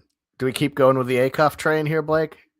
I think so. Like my issue with Purdue, like I said, is they are very solid against teams that just don't have a more elite talent than them. Like their offense is good, but their defense like really struggles against these uber athletic guys. I think Arkansas kind of can throw a lot at them that really makes them struggle. Like you saw teams like Iowa State, you saw teams like Illinois already not upset them, but like just beat them earlier this year. And it's like these elite offensive teams, it just seems like Purdue can't keep up with them. And it's like, this is kind of the perfect spot. Like for me, it's like Purdue ends at the Elite Eight. It's like Purdue has the talent that gets you to the Sweet 16. I think pretty automatic. Elite Eight feel very comfortable. It's just once you start narrowing it down to these like final ones where it's like, okay, everybody has good talent. I just don't see them pushing through. So give me Arkansas. Now, what bowl is Arkansas Purdue? Because I feel like this is a really bad one. This is administrators reaching out to like agents of some coach that just got fired from like Florida. Is what this matchup is. This is several teams had to drop out. This is I was like, this is two ADs calling Billy Napier. Is what this battle is right now. This was Arkansas going 6-6, and because of Purdue's athletic standing going 5-7, like they got the call up and was just like in their first or second year of like a coach that's really fired up and just like wants to play as much ball, and like that's how we end up in this match. They're going to the Bahamas Bowl being played in Charlotte. Welcome to the Birmingham Bowl, fellas. Welcome to the Bahamas Bowl at Charlotte at the University of Charlotte. Is what this one. Oh yeah, no, just yuck. All right, next up. All right, up next in the Midwest, we have Michigan versus UVA, which is kind of an elite business school, elite law school matchup here. That's true. I got Michigan. I think Michigan might be my favorite team in this tournament, honestly. Yeah, Michigan they're so well rounded. All right. Michigan moves on. I know anticlimactic, but I mean that's just kind of how I feel. No, this tournament is set up like even our bracket I think is a little like not off the rails, but like I think this is we're gonna see a lot of chalk. Like we're gonna see a lot of chalk. It's kind of the thing with the new NIL era. Some of these teams are just absolutely loaded, and I think it's to the point where it's gonna be so hard to upset them. Yeah, having a 4 seed is actually pretty out there. Yes. All right, down to the Final Four being played on April 4th. I think here in Arizona, actually. We have... It's in Indianapolis. Okay, never mind. Just a little off. It's okay. Just a little off. That sounded a bit too eager on my part. Anyways, East or South, we have Duke versus Houston. Who do we have? Oh, this is hard. I don't want to do it, but we have to do it. It's going to be Duke. Like, ugh. And we'll have to deal with the Kelvin Sampson gets to Indiana and immediately falls apart, like because of all the history with all that. But I don't know. What do you think, Blake? Where are we going on this? I'm cool to collab. I like collaborating on these picks. This is kind of fun. But I guess you could say the same thing about Houston. I think you got to send on Duke. My worries is just with kind of the slight downtick. Like Duke is still one of the best defensive teams in the country, but it's like with the injury to Caleb Foster, I'm just like a little bit more worried about the perimeter defense, just slightly more. And I was like, between that plus Cam Boozer's like usage numbers are just insane. Like the ball goes through him, and that's great because he's really consistently good. But like it just worries me. Like what happens if the bad game does happen? But then I think back to Houston. I'm like Kingston Flemings is the reason why that team is going like far. You're pretty reliant. Like both these teams are good enough, like great defensively. They're both top 5. Like you're not saying that like this is just like razor thin margins. I think I got to edge Duke on, but he's just like, this is as tough as can get. It's too very. I think let's just go with the team we like. But my thing is, I look at it, I just can't pick Houston. I feel like I just don't see Houston going back to the final. That's just like I don't know. I do and I don't. Like they have everything. They have everything that I love about a Houston team, but it's just like. Duke has been so consistently just great this season. I think I gotta go Duke. I agree. I think it would be close and it'd be very sad, but yeah, Duke. All right. Thank goodness that did not go to tiebreaker because I would have picked Duke, of course. Up next, we have Arkansas versus Michigan. The way this one is going, this maybe should actually be the quickest pick of this podcast. Yeah, this is another Citrus Bowl. I think this might have been a Sugar Bowl at one point. I'm pretty sure this is who Arkansas played in the Sugar Bowl or Petrino. No. Anyways, the pre-Petrino incident. I think if this does happen, great run from Acuff and co, but they just run into a brick wall with a significantly better team in the Wolverines. Yeah, I think you said it best. It's like the problem is when it comes like the problem is with this Arkansas team because I think we fall in love with the offense. The defense is just not there like some of these other programs. It's like when you look at yes, like they're top 5 or they're top like 10 offensively, but they're only top like 50 defensively. It's like they have to solely rely on kind of these YOLO moments from A-Cuff in order to really send them to the next level. And we're talking about 3 teams even right here, not Arkansas. It's like they're top 10 defense and I think Houston might be out of the top 10 offense, but both Michigan and Duke are both in the top 10 of both categories, like just extremely well-rounded. And it's hard for me to imagine not, especially with the depth at the top of this tournament, extremely well-rounded teams not winning. So Michigan Duke rematch of the Capital One Arena game from about a month ago, which was so dumb that we had that game when it was shaking like it's probably going to be them in the finals. Yeah. Arkansas is a fun team that just makes the party and, just can't, but isn't actually a contender. I agree. But it'd be fun to have them there. All right. So in the national championship, we're going to pick, because we're using the ESPN Pick'em, I will ask for both of you to give your pick and then also your score prediction for the tiebreaker, because we're going to be filling that in here for the tourney challenge. But we have number 1 seed Duke versus number 1 seed Michigan facing off in Indianapolis on April 6th. Bobby, I will have you go first here. Who do you have to win? And then what is your total points for the championship game? Sorry, not score prediction, total points scored. Yeah, I mean, this would be a banger of a matchup. As Blake said, we've already seen it. But, I mean, I think it's 2 really, really good star-studded complete teams. I'm trending Michigan. I think this would be an all-time classic.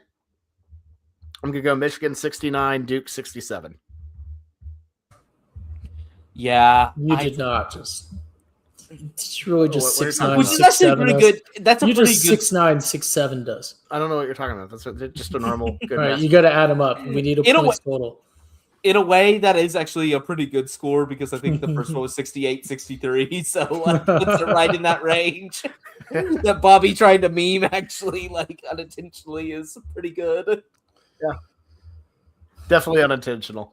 Blake, okay, so Bobby has 136 total in this one. Yes, I did use the calculator. I use the calc. That's short for calculator. That's just a little lingo.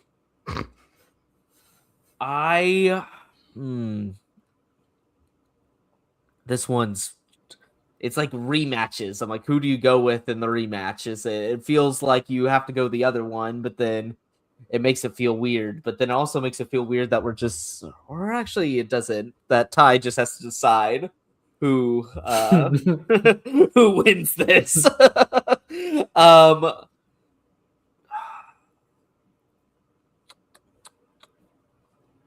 I think both of those guys just this is a Yaxel Lindenberg versus Cam Boozer battle, and we got a good one back in February. I'm gonna go, I think, Michigan. I just imagine, yeah, this one's gonna be close though. Like this would just be a guaranteed must watch. I wouldn't mind this rematch. Like I love this final. But do you like Bobby's 136 for total points? 136, I would go a little bit higher. I would go like 144. 44. So you got like 73 versus like higher 60s. Yeah. All right. Okay. So we have, to cap it off, we have Michigan winning the national championship by a couple baskets.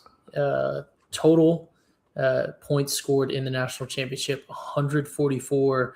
And I think in conclusion, probably the AI summary of our graphic is that NIL and the portal are really taking a toll on college basketball, and it is certainly helping the favorites. We have a lot of top seeds sort of carrying it through, and unfortunately, not really any Cinderella stories in the Schooner Pod bracket. With that, I'm going to hand hosting back to Bobby for wrapping up the pod. I would say Arkansas would be a bit of a Cinderella. The would number be. 4 seed Arkansas. I know, but Coached like by John Yeah. Calipari. But like, that's the best we could do right now. The Patriots are underdogs. They've waited so long for this Super Bowl. Well, I mean, I yeah, will say, like, unexpected. I will say in defense of college basketball, because I feel like it gets a lot of heat right now in the NIL era, like especially if upsets start fading away a little bit more in March Madness. It has made, like, this regular season has been one of the most enjoyable that I've watched in a long time. And it hasn't necessarily been because of the smaller brands, which is very rare, because I get infatuated with the smaller brands regardless. But there has been so many must-watch games this year that every big Monday it felt like Duke was playing somebody with a top 10 Big 12 matchup, like getting rolled out every single week. And it's led to these very compelling regular season matchups that have made it very fun. It's just the problem is it's kind of like ruined the product on the back end when like a lot of people start tuning in and they're like, I want like St. Peter's to go like to the Sweet 16 and stuff like that. It has hurt that, but I think has led to some more compelling games when it comes to the bigger time matchups. Fair enough. I agree. I agree, but I don't know. It doesn't have the same zip, but you know, You always want to see some BS in the tournament. That's the thing. You always like every part of everybody wants to see some random small school win. Right. Yeah, that's true. But all right, now let's spend 2 more hours on what really matters. The crown Yes. bracket, boys. Let's deep dive. I think y'all win. I think, Actually, like, I'm just gonna say, like, looking at this bracket, y'all are one of the only teams that actually has some incentive to win. Yeah, a little bit of, I don't know, a little bit juice to it. You know, Mosier's coming back. Like, there's a little bit of, I don't know, a little bit of motivation maybe. But I think Stanford's not bad. You know, like they've kind of got left out a little bit, but Yeah, they had their Sooners chance. winning They left early in the ACC tournament. Like that was kind of the picture of the bubble this year. Is like OU was the only one semi rising to the occasion. It's like okay, starting to win some games. Most of it was people like who get put up to the bubble because they hadn't lost their game that day, and then they would just lose that game and get shot right back down. It was like nobody was trying to take the reins to be like, get me into this tournament. It was just people like shooting themselves out of it. yeah, that's true. Yeah, but I don't know. It would be nice if the Sooners got hot, went on a little run here. See, couple Big 12 Colorado's- pros in the mix too. Yeah, the Colorado is just like an atmosphere merchant.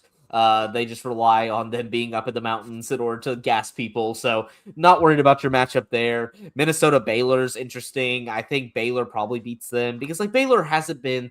They've just been exceptionally average this year, which means they beat teams like Minnesota, but they were the only, I think, Power 5 school in Texas that didn't make the tournament. So that is kind of a shocker. And then Stanford, West Virginia. West Virginia, I think, is pretty solid. Like, I could easily see this being a final of OU West Virginia because Rutgers is awful. I don't even know how they made this tournament, but Rutgers is awful. And Creighton was like mid, like I'm sounding like a soccer guy, mid-table, like Big East guy, Big East team. And the Big East was just horrendous this year. Like it was really outside of like what you want here is Seton Hall, not Creighton. So yeah, I think there's the bad matchups, but OU actually trying. Like I think OU's actually trending in the right direction. It's not like some of these guys are going to go into the transfer portal. I think OU wins this actually. So that'd be great. OU hanging a college basketball crown banner at the Lloyd Noble Center. Nothing wrong with that. Hey, we got our at TCU. We got our NRT banners up. So we have an NIT banner too, but like it's like, yeah, I don't know. There'd just be some kind of funny about seeing college basketball crown champ. And you know that banner has to have that presented by Ghost on there too. Like there's definitely some contractual thing that it's like you got to include the sponsors on the banner. Yeah, for sure. You get some NIL money though if you win this. You get the teams get a little NIL money. Yeah, Lord knows OU needs it. But all right, well that is all we have for today's show, guys. Nice to get the group back together. Talk a little sports, and I'm glad we were able to do. I know I made my jokes at the start about my, feeling a little down and maybe not super into it, but I'm really glad we did this. This was fun. See, you get in the more you get around college basketball, the more you remember how much you love it and you want to watch more of it. So maybe this has inspired you, Bobby, that even though you're going to New York City, maybe while you're sitting at dinner one night, just taking a peek at the bar TV to see what's going on. Fair enough. Yeah. Well, I feel certainly primed and ready for March Madness starting this week. So, no idea when we're going to come back on this one. Nope. I know. Yep. I know. I know. We're like, oh, I hope you had a good break. Well, bad news. I don't know when we're coming back either. It could easily be the Big 12 tournament food for baseball. Like that could easily be our next foray into this. Oh yeah. I do not know, but we will be back. I can at least confirm that. I can definitely confirm we'll be back in some form or fashion. So, all right. For me, Ty and Boat Blake, this has been the Weekend Spread March Madness Pick Show. We'll see you next time. Talk to you later. Good luck out there, everyone.